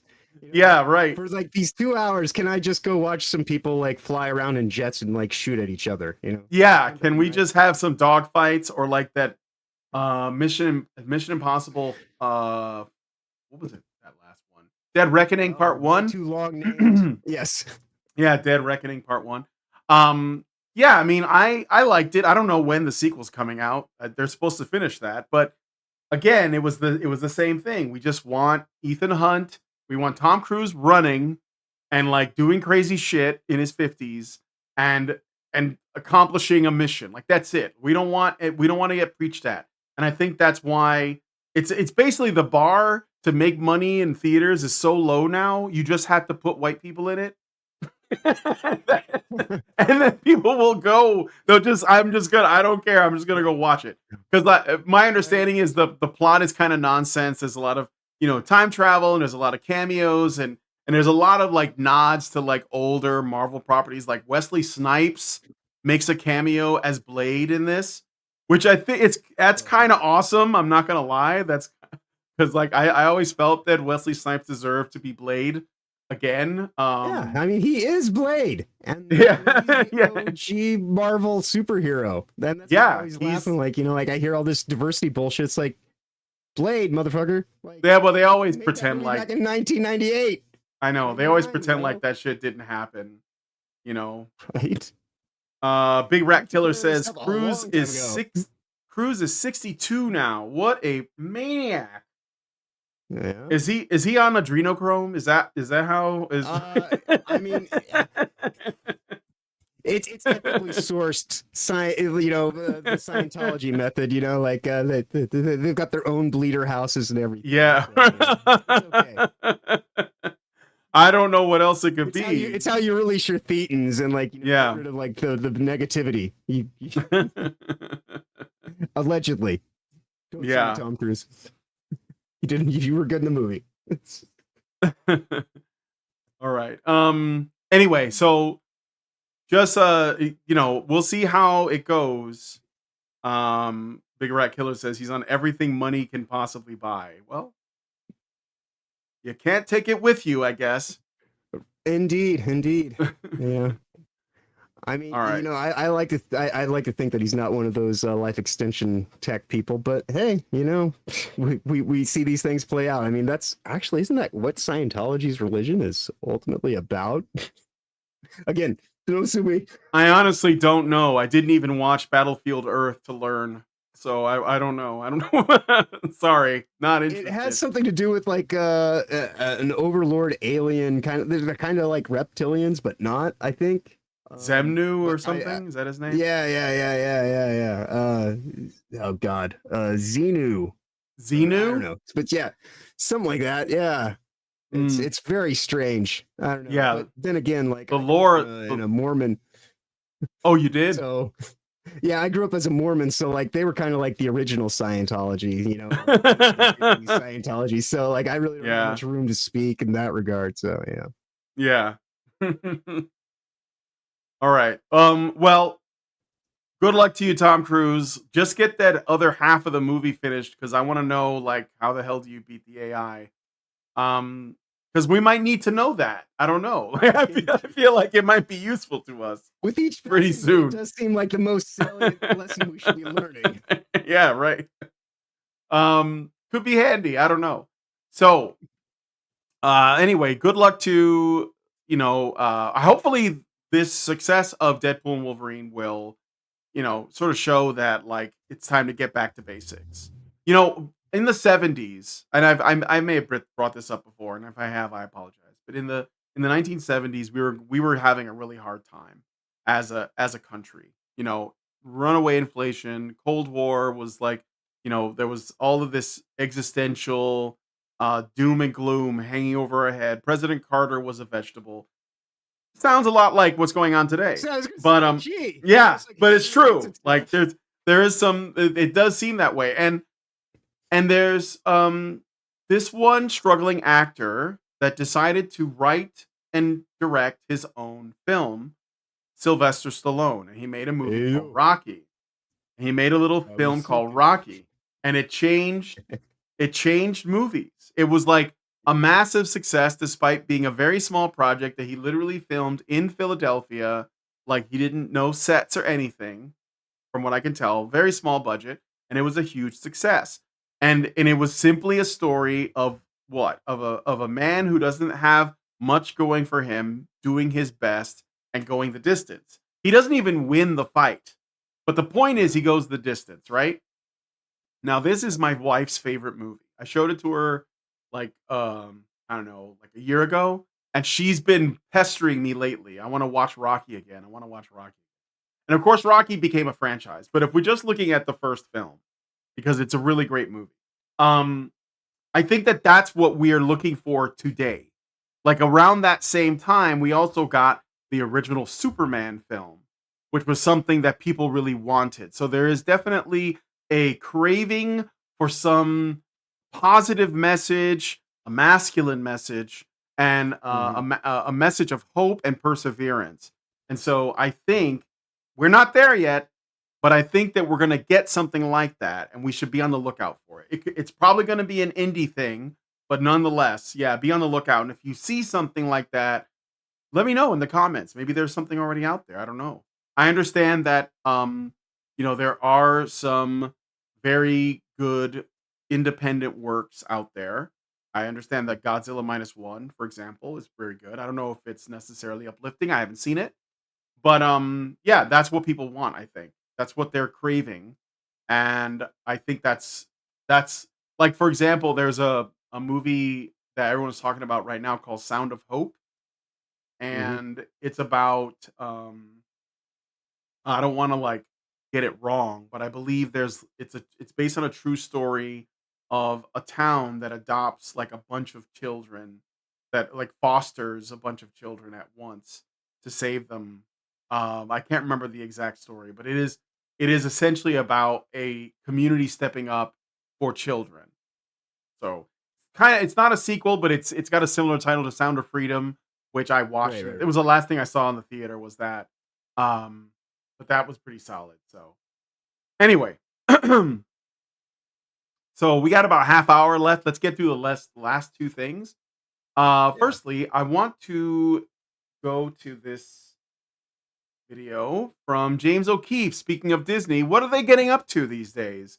So O'Keefe Media, this is 4 days ago. I haven't seen it yet, and it's not very long, so I thought we would give this a watch, and I'll pause it every so often so we can give our thoughts. So last time in Disney Files 1, we got to take a deep dive into the internal communication channels at the Walt Disney Company, and what we found was shocking. Disney sanctioned workshops teaching young children the ways to be gay and trans, bulletin board for Disney employees into the poly swingers lifestyle, a series of Disney-sponsored pride parades complete with naked men on bicycles, and that's just the beginning. In Disney Files 2, we're going to dig even deeper into the twisted agenda that Disney is pushing at children around the world. In particular, we'll look at Disney's propensity to push their trans agenda via the gender-affirming care policies and LGBTQ propaganda videos that blatantly instruct upper-level managers how to coddle and encourage their LGBTQ employees. First, let's start with Disney internal health care policies that allow Disney employees to access gender-affirming care, aka trans surgery, as part of their medical plans. Now, on your screen, you can clearly see that Disney offers multiple ways for their employees and their families to seek what is essentially genital mutilation through their various health insurance plans, through their providers that include Kaiser, HMSA, Advent Healthcare, and Orlando Health Cast Advantage. I want to remind the viewers that Disney makes the majority of their sales from theme park attendance and film and television viewership. If you are a Disney customer and or shareholder, you've probably been shielded to the fact that your money is being used to pay for medical plans that actually promote for trans genital mutilation surgeries for their employees. Disney employees. Why? okay, I'm just pausing there for a moment. There was something I wanted to mention that I meant to bring this up before that I think is really interesting. So Disney as a brand, okay, is aimed essentially at families and children in particular, but families. All of their theme parks, their entertainment content, etc. Right? And here's the thing that's kind of an interesting that I was just thinking about. Okay, so LGBTQ ideology, queer theory, is antinatalist at its very root, which means it's anti-family, right? And how that expresses itself is that firstly it promotes or even prioritizes non-heterosexual relationships. Now, nothing wrong with people that are not heterosexual. I'm not telling you what you should be or not be, but they promote it as though it can be socialized into people. So this kind of goes against the whole like born this way argument that we've heard for a long time, which is kind of weird. But more than that, though, it results in people not having children because two women and two men can't have children by normal means. They'd have to like go to, sperm banks or surrogacy or whatever. And on my work over at Honey Badger Radio, one of the things that we have talked about is that this is just a fact. I'm not making an argument for or against. Freezing your eggs and freezing your sperm, most of those fail. So it's not really a good insurance plan to freeze your eggs. 80% of eggs frozen do not end up being incubated. So there's a very high failure rate in that regard. So if you're a lesbian, for example, and you're like, I want a kid, but obviously I don't want to be impregnated by a man, so I'm going to freeze my eggs and then I'll artificially inseminate them later. Or if you are, or whatever it is, right? You're not likely going to result in kids, which means that ultimately the best way to ensure that you will have kids is to actually form a heterosexual union with the opposite sex and make babies the old-fashioned way. Not saying that's like, I'm just telling you the way it is. This is the data as it stands. So Disney is promoting ideologies against reproduction and against kids, and also castrating people, essentially, right? Making them unable to have kids. Now, what does that do? Now, birth rates are low, okay? They're on the decline. Birth rates all over the country. In fact, birth rates globally are down. So what does it mean if you are a company that has a customer base that is families and children? Like, your company is on borrowed time, right? So like I noticed that people have been making videos, for example, about how bad toy sales are, right, for various intellectual properties. When I was a kid, if you were into toys as a boy, there were plenty of options. You had Star Wars toys and He-Man toys and G.I. Joes and all that. And it didn't really slow down until relatively recently. Now, not only is it because kids are generally like playing on their tablets and phones instead of with actual physical toys, but there are fewer kids. And that number is going down. There are fewer and fewer children. So what then should a company like Disney do to adapt to that? How do they stay with the times? Because it's like they can't really continue to make content aimed at children. And they can't produce, because children are vanishing. Like, there are fewer and fewer of them. Right? So I just think it's maybe this queering of the child agenda is one of the ways that they stay relevant. And also turning. Go ahead. Well, I'll let you finish your point. Also the other thing I was going to say is that keeping adults in a state of adolescence is also a big part of it too, because if you look at videos of people who go to Disney theme parks, they're all it's like grown-ass women mostly, and they're going to theme parks and they're living out their Disney dreams, and so they're basically in a perpetual state of adolescence, sort of, and that's why I think a lot of these people end up trying to like change the direction of Disney. That's why a lot of the stuff gets sexualized, because you have adults essentially participating in children's content. Right. So it's very much like the movie, or not even necessarily the movie, just the Pinocchio. And right now we're all on the island, being led astray, being turned into jackasses. And and that's kind of what the whole purpose is for, is to just kind of like make us lesser, to and the whole idea of like getting away from, like it's like they used to say, the economics is supply and demand. If you want to have more supply, then you need to find a way to reduce your demand. And so that's the world that we're living in, like right now. Like, you think about like what all this stuff comes down to, like what are wars, what are any of this stuff? It's always about resources. And so, when you look at the state of reality being what it is, with all the profiteering kind of robber baron, energy that's in play for people who have a stake in what the world is, I think that they're, like there's a reason why they call us useless eaters and they want to get us out of the way, is because ultimately they want what they want, and they find us to be an obstacle. And if you can exploit a willing contingent in the population to also extend your reach to your ultimate goal, which is the life extension technology, because that's the thing, is like transhumanism is the end of all humanity. Mm-hmm. End of, and that's it.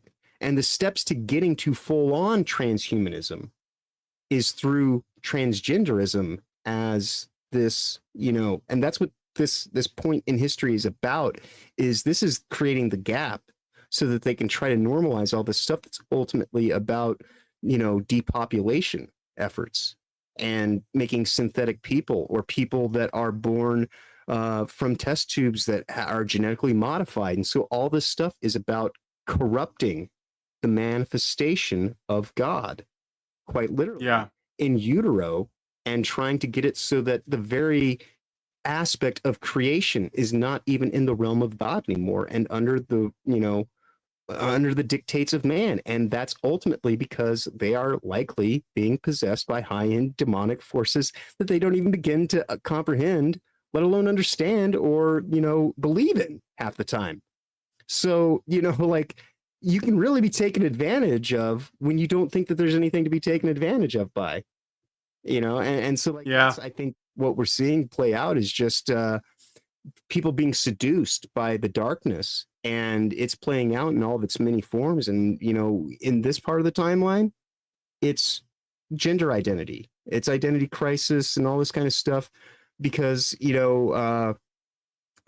if we can keep people in this heightened state of just emotion and all that kind of stuff, like they feed off that kind of stuff too. And like, like we're dealing with ostensibly like emotional vampires that also, use high-end technology to, like you were talking about earlier, the stuff with adrenochrome. They also do UVBIs, which are ultraviolet blood infusions, where they basically cycle your blood out and kill all the impurities in it and put it back in. When I worked as a worked in the doctor's office, the holistic naturalistic doctor's office, that was one of the procedures that we had. And like many rich people get their blood cycled all the time, because it's not the years, it's the mileage. And if you can keep your body energetically young, because we are divine beings of energy and light, we're eternal.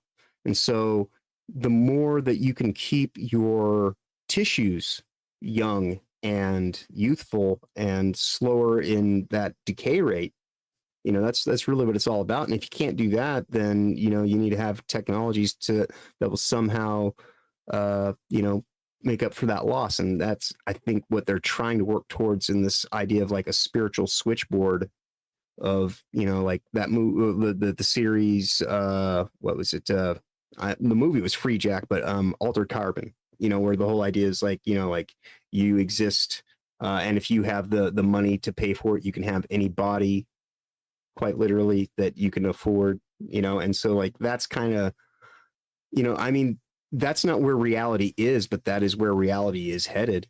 That's at least where it's focused. That's what the science fiction is telling us. And the science fiction is, quite honestly, like I said earlier, it's the leader on where we're going with the actual legitimate science. So, so psychic vampires. Is it more? All right. Okay. I had an Alex Jones clip. You employed Alex Jones. Yeah. I will eat your ass. All right, let's look at more of this. No, it was a clip of him saying it's psychic vampires feeding on the kids, something like that. So, all right, let's listen to more of this. Why is Disney using your money to chop off or building on additions to their genitals? Is turning their employees into transgender seriously a part of their business model? Now, our OMG investigative team continued to... Have you ever seen... I saw on Twitter, and I regret it, but there are certain people that are very proud of this. Have you ever seen a photo of a trans man's fake penis? Have you ever seen it? The knot hole in the tree. No, where they make it out of like flesh from their arm or leg, and they build a penis out of it. Yeah, that's very strange stuff. I'm sorry, but it's horrifying. It's so dark, dude. It's so dark. It's like, what have you done? And they're like it looks like Frankenstein's monster, and of course, because they're trans men, they think, oh, I'm gonna have like the biggest fake penis I can. I have this big, soft, fleshy like piece of arm. It looks nightmarish, dude. It's nightmarish. I'm sorry, that's just not right. But anyway, let's it's the Model T of synthetic yeah, I guess so. penises. Okay, so like, in 50 years when it's more like one of those Leonardo da Vinci drawings of like what right. Well, yeah, like, especially in terms of like what he knew about the woman's anatomy. Yeah. It's the ornithopter of fake penises. But okay. Work its way through Disney's tangled web of internal communication networks and came across this gem. The video is called Disney GET. What is GET, you may ask? Well, Disney GET stands for Gender, Expression, and Transitioning, and I'm about to show it to you. In today's rapidly evolving healthcare... All right, let me skip his ad here. Indeed. Is it right here? Communications, personal protective equipment, or other essentials. Sorry, this goes on for a while, doesn't it? Well, I mean, there is a lot of evidence. Yeah. Keep in mind that the Disney GET video you're about to watch consists of Disney employees, yeah, for lack of better words, coaching their other coworkers how to cheer, lead, and encourage their coworkers who are transitioning. The video goes on to tell employees that to support them, you need to conform to their wants. This is a tape that I can almost guarantee Disney executives do not want you to see. Roll the tape. Oh boy. A colleague who's transitioning, listen to what they're asking of you and show in your actions that you heard them. Recuerde siempre que el camino de una persona es suya y no Always remember that a person's path is theirs and not yours. Let them talk, let them do what they want to do, and if they talk to you about that, it means like they're like comfortable. One way to be a good ally to your transgender and non-binary cast members is to use the pronoun and name they have given you. Meet them where they are, ask how they need support, and actively listen to what they need to be successful in their role and in their life. It's important to be humble because you're going to mess up. Everybody messes up, and what's important is what you do next. Is that a new playable character for Concord? Sorry. Okay. If you have any doubts, these are all like very interesting characters. Yes, yes. I think this might just be a woman, but I don't want to assume. So it is 2024. How dare you even assume to assume? Yeah, I wouldn't even presume to begin to examine myself to figure out if I can start to make a claim about what I'm looking at. Do not believe your lying eyes and ears. So, all right, let's keep going. You can ask how they want to be identified as. I just hear what the pronouns line are. from Obi-Wan Kenobi. You've done this to yourself. It's echoing through me. Report of the week needs to get a haircut. Yeah. Don't let your fear of messing up, either using the correct pronouns or using the correct name, to offset you from trying. Eu os convido para ser nosso aliado. You don't have to be LGBTQIA+ to hold our hands. Holding hands is degenerate. Não precisa ser LGBT, QIAP+, para segurar as nossas mãos. You don't. I will not. Disney, definitely. You're right. Oh my God! Look at this. It's okay not to know. But use the resources available, such as this website, for you to help educate yourself on what your colleague is going through and how you can be there for them.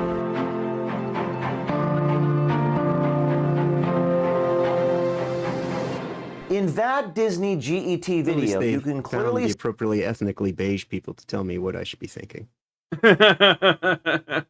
I like how they threw a variety. Like this is so like obviously manufactured. Like they were like, let's give them, and they probably did the math. Like, okay, we need this many trans people, this many non-binary people, this many people of color, and then we'll arrange them like this, and then we'll put them on, and they'll all make these really like lame, wishy-washy, bumper sticker statements. Just listen to them and like, don't be judgmental, and it's okay to share your thoughts. But it's like, no. That's not how this works. This is gonna be a struggle session. That's what this is gonna be. Is they put more time, effort, and craft and care into their own internal propaganda than they do into the movies that they just drop on. Yeah, right. No, they do. But I mean, if they made their movies like this, like they would absolutely fail. They're failing, but right. Because they are in this spirit. They are in the spirit. Yeah, not so like hard. Like, and this is like if Disney was able to just say what they wanted in the movies. That's what it be. Is this these are the for things. Sure. They're internal. For sure.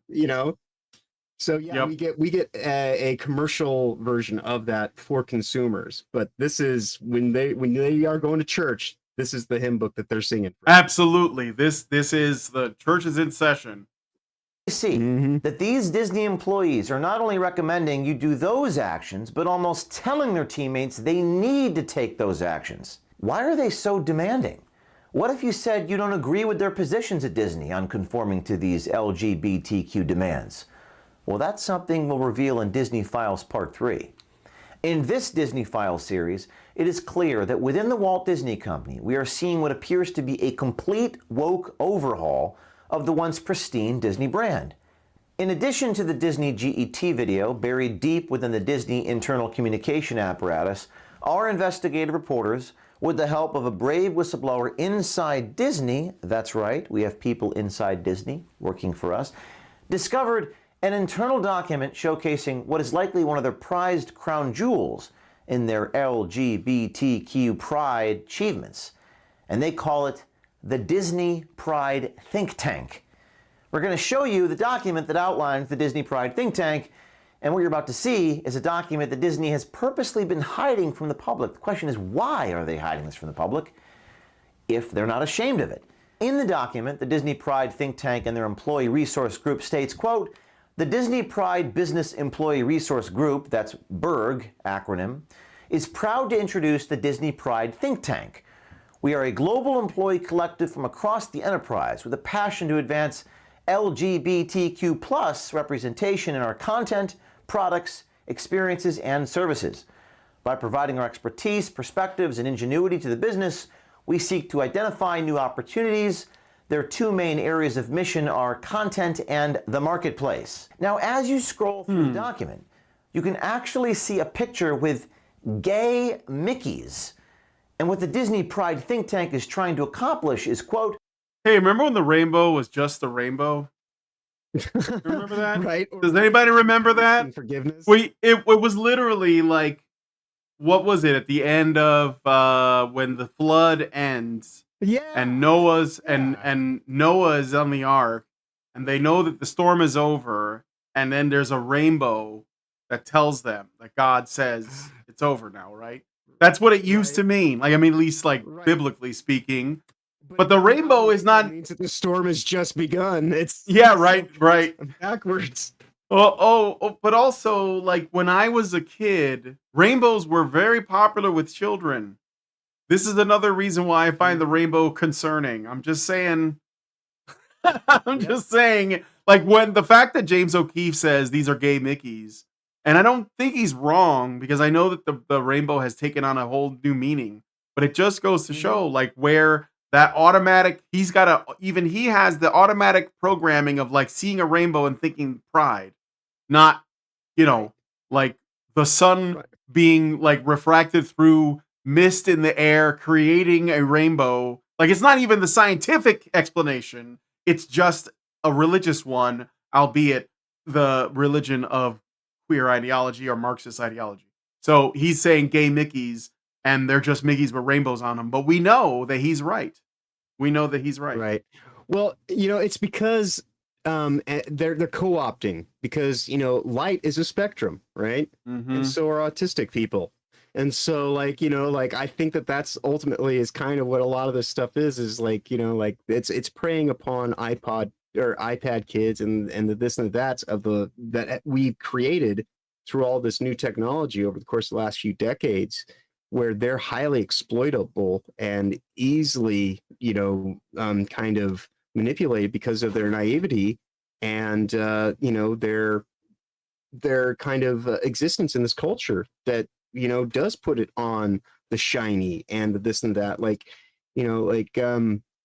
the stories that they try to tell to corrupt people as to what is more important than the actual experience we have here, and it is no mistake that they go and make a rainbow colored Mickey, because it's like the term what they call them. Well, obviously, Pride Month is a false flag attack, but it's also a color revolution.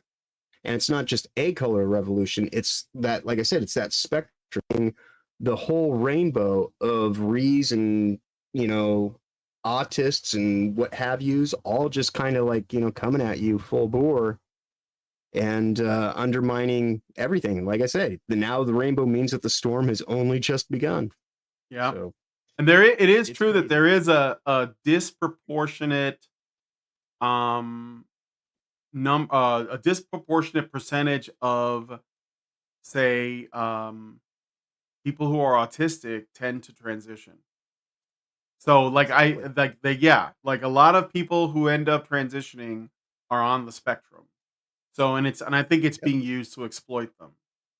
To make them transition. Again, that's that whole thing about reinforcement and dark magic. You use a spectrum of light on a spectrum of people, so on, so forth. Reinforce the various levels of manifestation.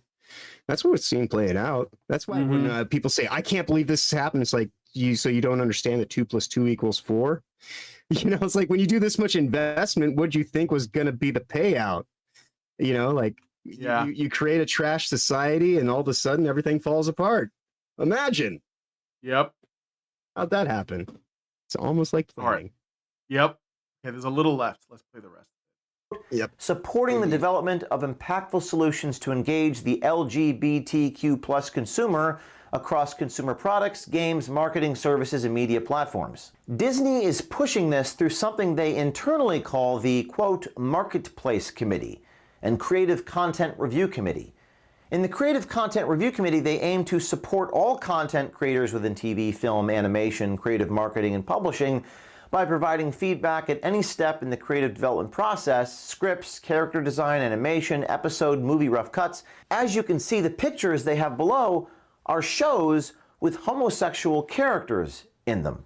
Now, here at O'Keefe Media Group, while investigating Disney, we have seen how they are essentially saying their employees either conform to this agenda or they will be outcast.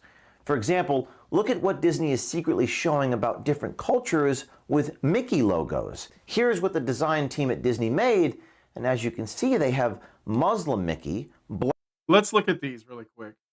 So we got Muslim Mickey. Yeah, Muslim Mickey. Wait, I think, do I have the guy? Wait. No, it's okay. There's like this meme of this Muslim man saying, ugh, brother, ugh. It's very funny, but Asian American Pacific Islander, it looks like they're basically just cutouts. It's the Disney Mickey Mouse silhouette, and through it you can see like the ocean and a flower. Then there's Black African American. I don't know why, but it's purple. I don't know what that means. Disabilities, which is it's a rainbow like on a wheelchair. Hispanic, Latinx. Please don't say Latinx. But yeah, Latinx, Jewish Mickey, because again, we need this now. LGBTQI Latinx, yeah. Multicultural Mickey, what does that even mean? We already have Black and Latin and Jew and Asian. So what is multicultural? Like just mixed? Mystery meat Mickey? Is that what that means? Muslim Mickey. Can you watch Disney movies in Islamic countries? I thought they had their own version or something. I'm not trying to be intolerant. I'm just asking questions. Native American, indigenous Mickey, veterans and military Mickey, okay, and women Mickey. All right. Why? Also known as Minnie Mouse. Yeah, right. Women. I mean, it's like what? See, this is what I'm saying. Like, what does any of this have to do with kids or family? What does any of this have to do with children? a marketing major named Blair who gets paid $75,000 when she started, and now she's up to like, $200,000 a year. And that's what this is about, is her being able to keep her job and make everybody like go along with like this means nothing to like the actual work that needs to be done in terms of like, you would like to think that making entertainment would be about entertaining, not lecturing, not like all this. Women are the most oppressed minority, guys. And if you're a woman that's also multicultural and Hispanic and disabled, you get 3-4 Mickeys. You get 4 Mickeys. All right, but anyway, so let's see what the point he's gonna make about this. Black Mickey, Jewish Mickey, Native American Mickey. Do you notice anything unusual here? Well, they're missing Christian Mickey. As the rest of the stock market... Yeah, but I don't think we need a Christian Mickey. Although, it's funny that he mentions that, because if you watch the old Disney films, the old ones, not the ones from the 90s, because actually those were pretty feminist. I know that people wouldn't like get that, but if you look at Beauty and the Beast and The Little Mermaid and Pocahontas and Mulan, those are pretty feminist. Even for that time, way back then. Yes, it was. That's right. But if you look at, I watched the original Snow White and the Seven Dwarves, and there is a scene where after Snow White cleans like the dwarves' home while they're away. This is like before she meets them. I think it's before or after. Then yeah, she cleans and then they show up and then they like get to know each other and they do a dance and everything, and then the dwarves all go to sleep and Snow White prays for them. Now she doesn't like make it a point to tell the audience I'm praying to the Christian God, but she does kneel at the bed. And she puts her hands together and she looks up at the window where the moonlight is coming through, and she says a prayer for each of the dwarves and then goes to sleep. And it's a tiny little scene, right? It's ultimately, I think at the time, because Walt, he probably wasn't thinking we need this. He was probably just putting it in because it was probably normal. Like it was just a normal part of life. Yeah, for anyone. Yeah, for people to pray before bed. So without having, and then there's like, you ever see Fantasia? It's like one of my favorite Disney movies. You ever see Fantasia? Yeah. So like in Magician's Assistant. Yeah, so in Fantasia at the end, there's like they do the Night on Bald Mountain and then Ave Maria. And those are like the last two bits, right? And the Nine Ball Mountain is the what everybody knows. I love that song too, by the way. But with, where you have like Lucifer or whoever is some demon, and he's got like all the little demons dancing with him. And then the light comes and it drives him away to like, basically meld back with the mountain. And then Ave Maria plays, which is the last song of Fantasia.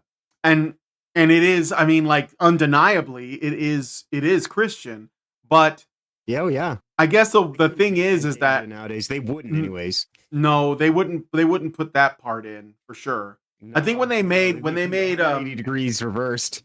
Well, they did change, because remember they made Fantasia 2000, and it was kind of like their attempt at a sequel, but in a way, I think they were also trying to sort of rewrite history a little bit. Secular. Yeah, They did, because more secular and they just did. kind of about like the animation and the yeah, they were trying to get rid of the actual what Fantasia was actually about. Yeah.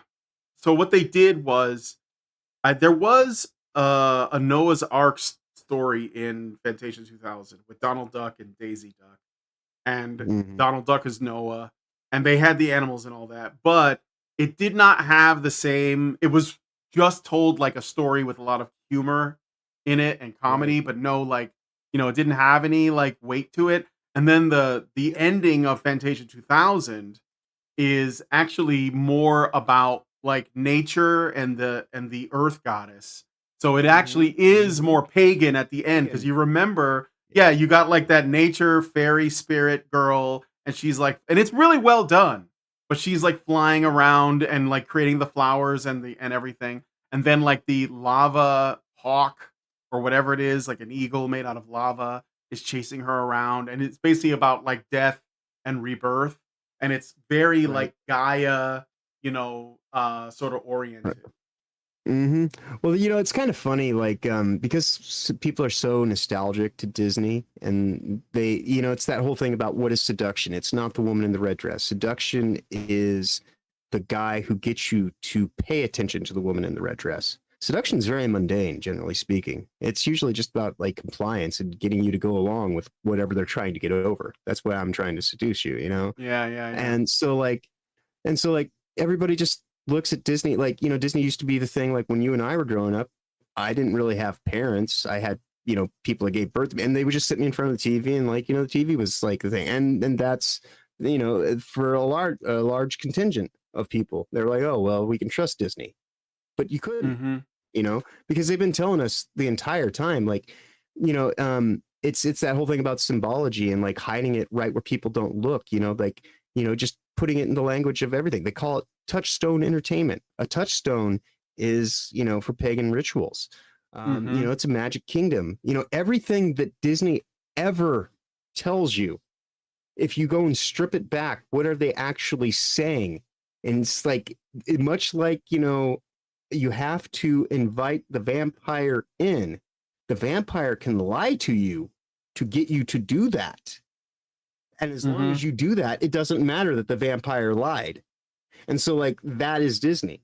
They spent all this time seducing our society. And then when people got comfortable with it, that's when the actual darkness starts to flow through. So they're just priming everybody to get the lines hooked up. And now that they've got it, beaming into everyone directly, almost intravenously, now it's like, all right, turn on the sludge filter. Let's corrupt the living shit out of everyone and every living thing. So that's all right. The theme of today. Wow. Seems to be. I guess there's a little left. I'll play the rest of it, and but all I will say is that like I think what I'm getting at is that Walt probably he already had like, say, a Christian belief system that was put into the stories, but he wasn't doing it for the purpose of propagandizing. He just saw it as reality. It was just like, I'm just putting this in. Right. And so like it came out like when in Sleeping Beauty, when Prince Philip faces Maleficent, and she says, that you're gonna face all of the, what is it, the powers of hell, and then she turns to a dragon. I mean, like, I remember as a kid when she said that, I was like, holy shit, she's really evil. Now what's happened? Maleficent is actually a misunderstood tragic figure that was burned by a man. And she just wants, like, to be free and equal and stuff. Like, they totally went back on that. She was a demon. And Walt said, this is a demonic woman. She's going to turn to a dragon, which was symbolic of demons as well. And Prince Philip will slay the dragon with his, it was like as classic as it gets. So, anyway, but he didn't have to get on a podium and preach it. He just told the story. And we understood intuitively that Maleficent was evil, and she would turn to a dragon, and Prince Philip had to slay her. So, anyway. The messages used to be clear. Sorcery and witchcraft are wrong. Wizardry actually kind of has, like, something behind it. And like Merlin, it's like anything. Mm-hmm. Yeah. Merlin's, like because there are different forms of magic. Jesus was a magi. Like performing magical acts is, transcendent. It's part of the thing that actually helps us as a people. Just a couple of weeks ago when we all watched a miraculous kind of event where a former president was not assassinated, like that's miraculous. And people should you have to deal with things like that. Yeah. And it makes the world very weird when you go and try to say, oh well, there's no don't think about things in terms that are bigger than your comprehension, or where you'd actually have to be awestruck or kind of just reverent, if you will. That's not what they want from any of us. They want us to all just be pedestrian, superficial NPCs that don't even think about it. Just let it wash over you. Prepare for the next product. Yeah. All right, let me play the rest of this. Mickey. As the rest of the stock market is way up, on CEO Bob Iger's watch, Disney stock is down more than 30% over the past 5 years. It is truly amazing that over half a decade, Walt Disney's major push to go woke seems to be what is pushing them to head towards broke. Now stay tuned for Disney Files Part 3, and let us know what you think in the comments below. And if you're a brave insider like the person we're currently talking to inside Disney or Hollywood or media or basically anywhere else, because Lord knows everything is pretty much systemically corrupt at this point, please contact us at tips. Yep, he's right. Everything is systemically corrupt. That's for sure. Yeah. Is it wrong of me that I just want them to end by saying, and you can download the Disney files in these PDFs just below? Yeah, I know. I don't know if it's because I think it would be great if they were just available. But I just generally calling it a PDF file specific. Yeah. I generally trust James O'Keefe. He's been pretty good. I haven't seen any reason not to as of yet. So you can tell he's a guy of integrity when he's had two organizations corrupt themselves around him. Yes. So, yeah. Yeah. And I mean, I've seen the kind of people he's pissed off, and I think that this is glory. That's more evidence, in my opinion. So we'll wait until when the next Disney Files comes out.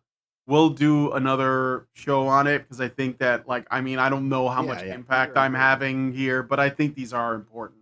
So you sent me one thing, and I know we've gone over time, but it's okay. We'll cover this last thing, and then we'll wrap the show up. Buttons it up.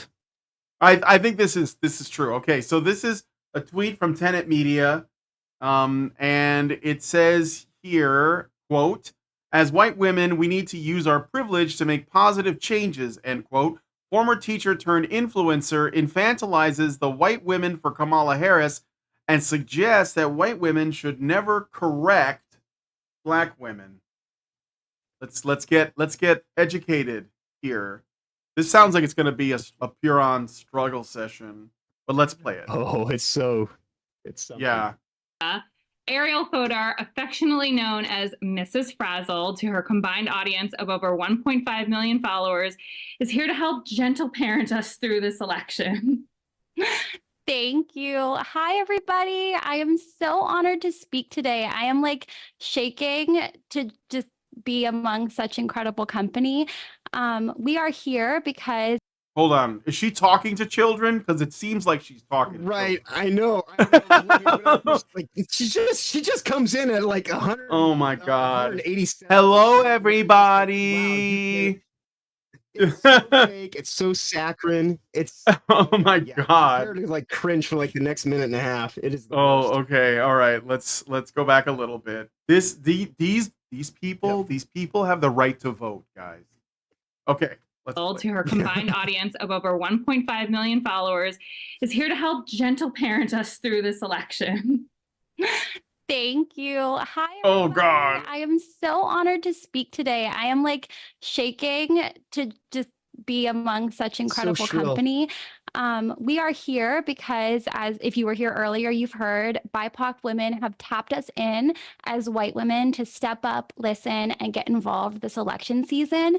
This is a really important time, and we all need to use our voices and influence for the greater good, no matter who you are, You are all influencers in some way. So tonight, I'm going to share some do's and don'ts for getting involved in politics online and navigating the toxicity that comes with it. Oh my God. You know what she reminds me of? Dolores Umbridge from the Harry Potter movie. So like the woman that was like really like person. No, she wears like she's like this is just it's killing me, dude. She makes me have to take a shit. Like that's how bad this is. Yes. It's basically this is basically diuretic, like visual diuretic. She's like the mecca of woke white women. Oh my God. Okay, we're gonna try and get through this. And spoiler alert, as much as the toxicity can come from the outside, it can come from us too. Oh my God. Okay. So what does she mean by toxicity? Well, firstly, men. Like that's it.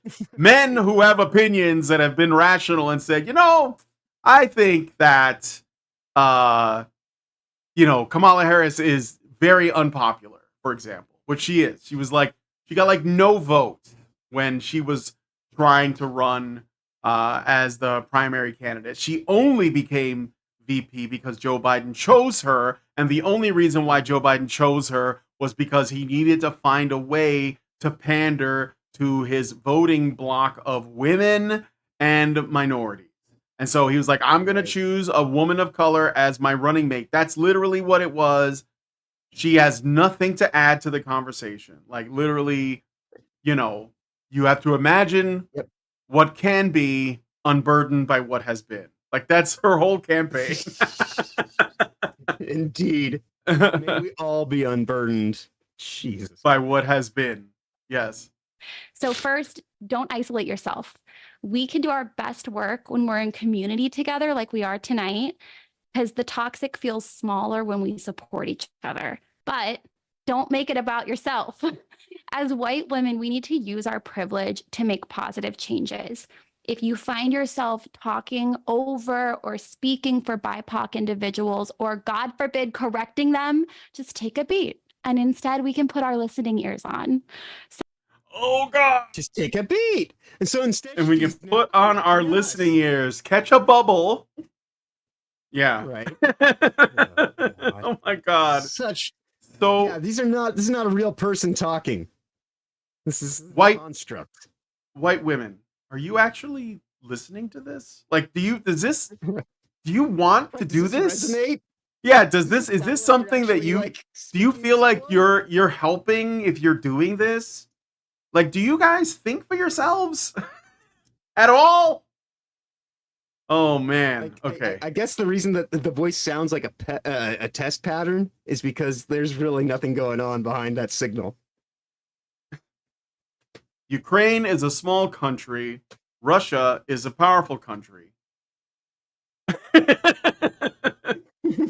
All right. So do learn from and amplify the voices of those who have been historically marginalized, and use the privilege you have in order to push for systemic change.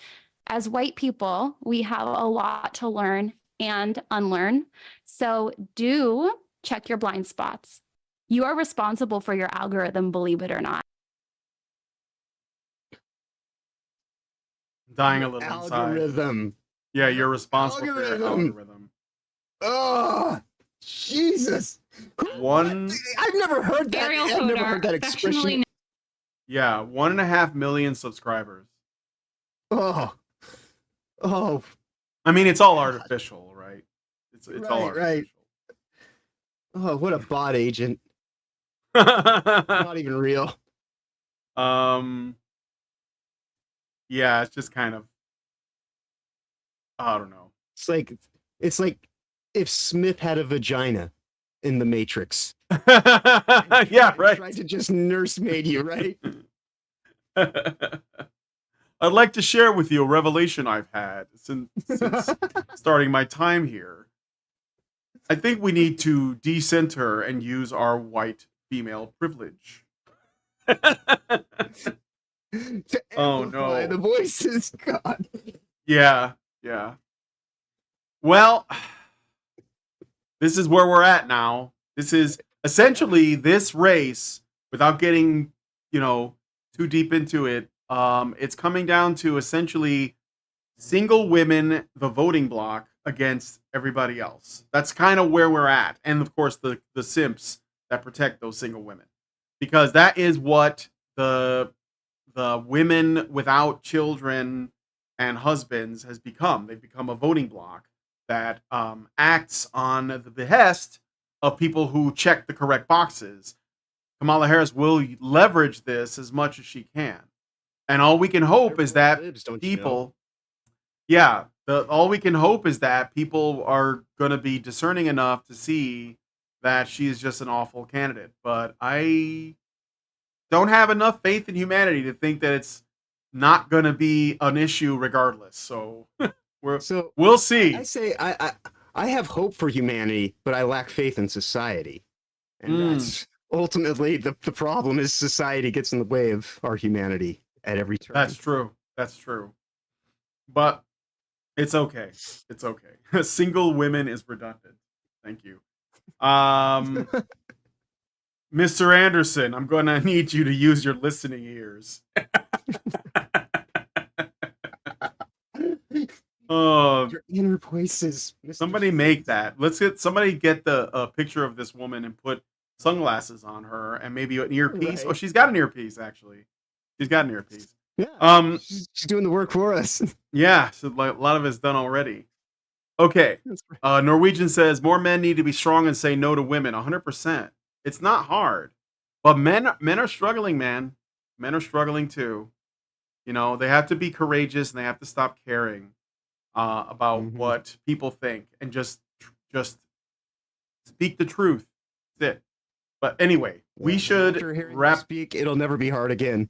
No. But look, we should wrap it up here. This has gone over a little bit, but it's okay. 2.5 hours, not bad. Do you have any final thoughts, John? Before we'll do another one later in the week. Yeah. Final thoughts for today. This has been great, and I can't wait to do it again. This is fun times. And I guess the other final thought is, know where your woke white women are at, and do everything you can to support them because they need it. Yeah, really, they do. All right. Well, I want to thank you for joining me on the show. I'm gonna try to do like a couple of these a week. We'll see how it goes, and maybe if it becomes something that is like worth doing more, like you guys enjoy this content and you want to see more of it, then please consider supporting us. Go to our Discord. There's a link in the description so you can join our Discord server. You're already in there. I know that because I looked. And there you guys can share your ideas for like suggested topics, etc. I know some people are in there, and it's free and it is live right now. I haven't figured out how to make like an evergreen link. I thought that I did, but it didn't seem to work. So the link in the description of this video is the most recent, and you can join the Discord. Hopefully I'll see you all there. And maybe what we'll do is do another one on Thursday if there's been any developments or anything that we can talk about. I imagine that by then there will be, because it seems like time is just moving so fast, these days. Oh. So we'll definitely have stuff to talk about, and maybe share some suggestions or recommendations for good things to occupy your time with that are good for your spirit and your mind, and we'll try to share some of those in the next one. So, John, are you good to do something on Thursday, maybe? Oh, I'm totally down. All yeah. right. I mean, this all has right. Been, this has been a great fun experience. I would gladly do it as many times the week as we can get away with. All right, cool. So we'll do something on Thursday. But for now, I'm going to have to end the show here. So, firstly, thanks again, John, for joining me on the show. Thank you guys for watching so much. If you guys like this video, please hit like. Subscribe if you're not already subscribed. Hit the bell for notifications. Leave us a comment. Let me know what you guys think about what we discussed on the show today. And please, please, please share this video because sharing is caring. Thank you so much for coming on today's episode of the Cult your war, because you can't spell culture without cult. And we'll talk to you all in the next video. With the glass ceiling broken, all the oppressed groups shall prosper, especially the most oppressed group of all, gamers. I want people in the industry to be a little bit louder about people being mean to other people, and maybe say it's not a good thing. Yeah. Maybe say we don't want you around if you're going to be a cunt. Yeah. And hateful. And that the games industry is diverse naturally. Not because anyone's making them be diverse, because the world is diverse, you stupid motherfucker. And if you have a problem with that, come fight me. Physically. Bitch. Has anyone taken you up on that yet? No, because they're all pussies. Yep. Down here, salt is a way of life. Obviously, the environment down here is all salt. The ceiling's salt, the floor is salt, the walls are salt, and to an extent, the air is salt. And you breathe that in, and you can constantly taste the salt.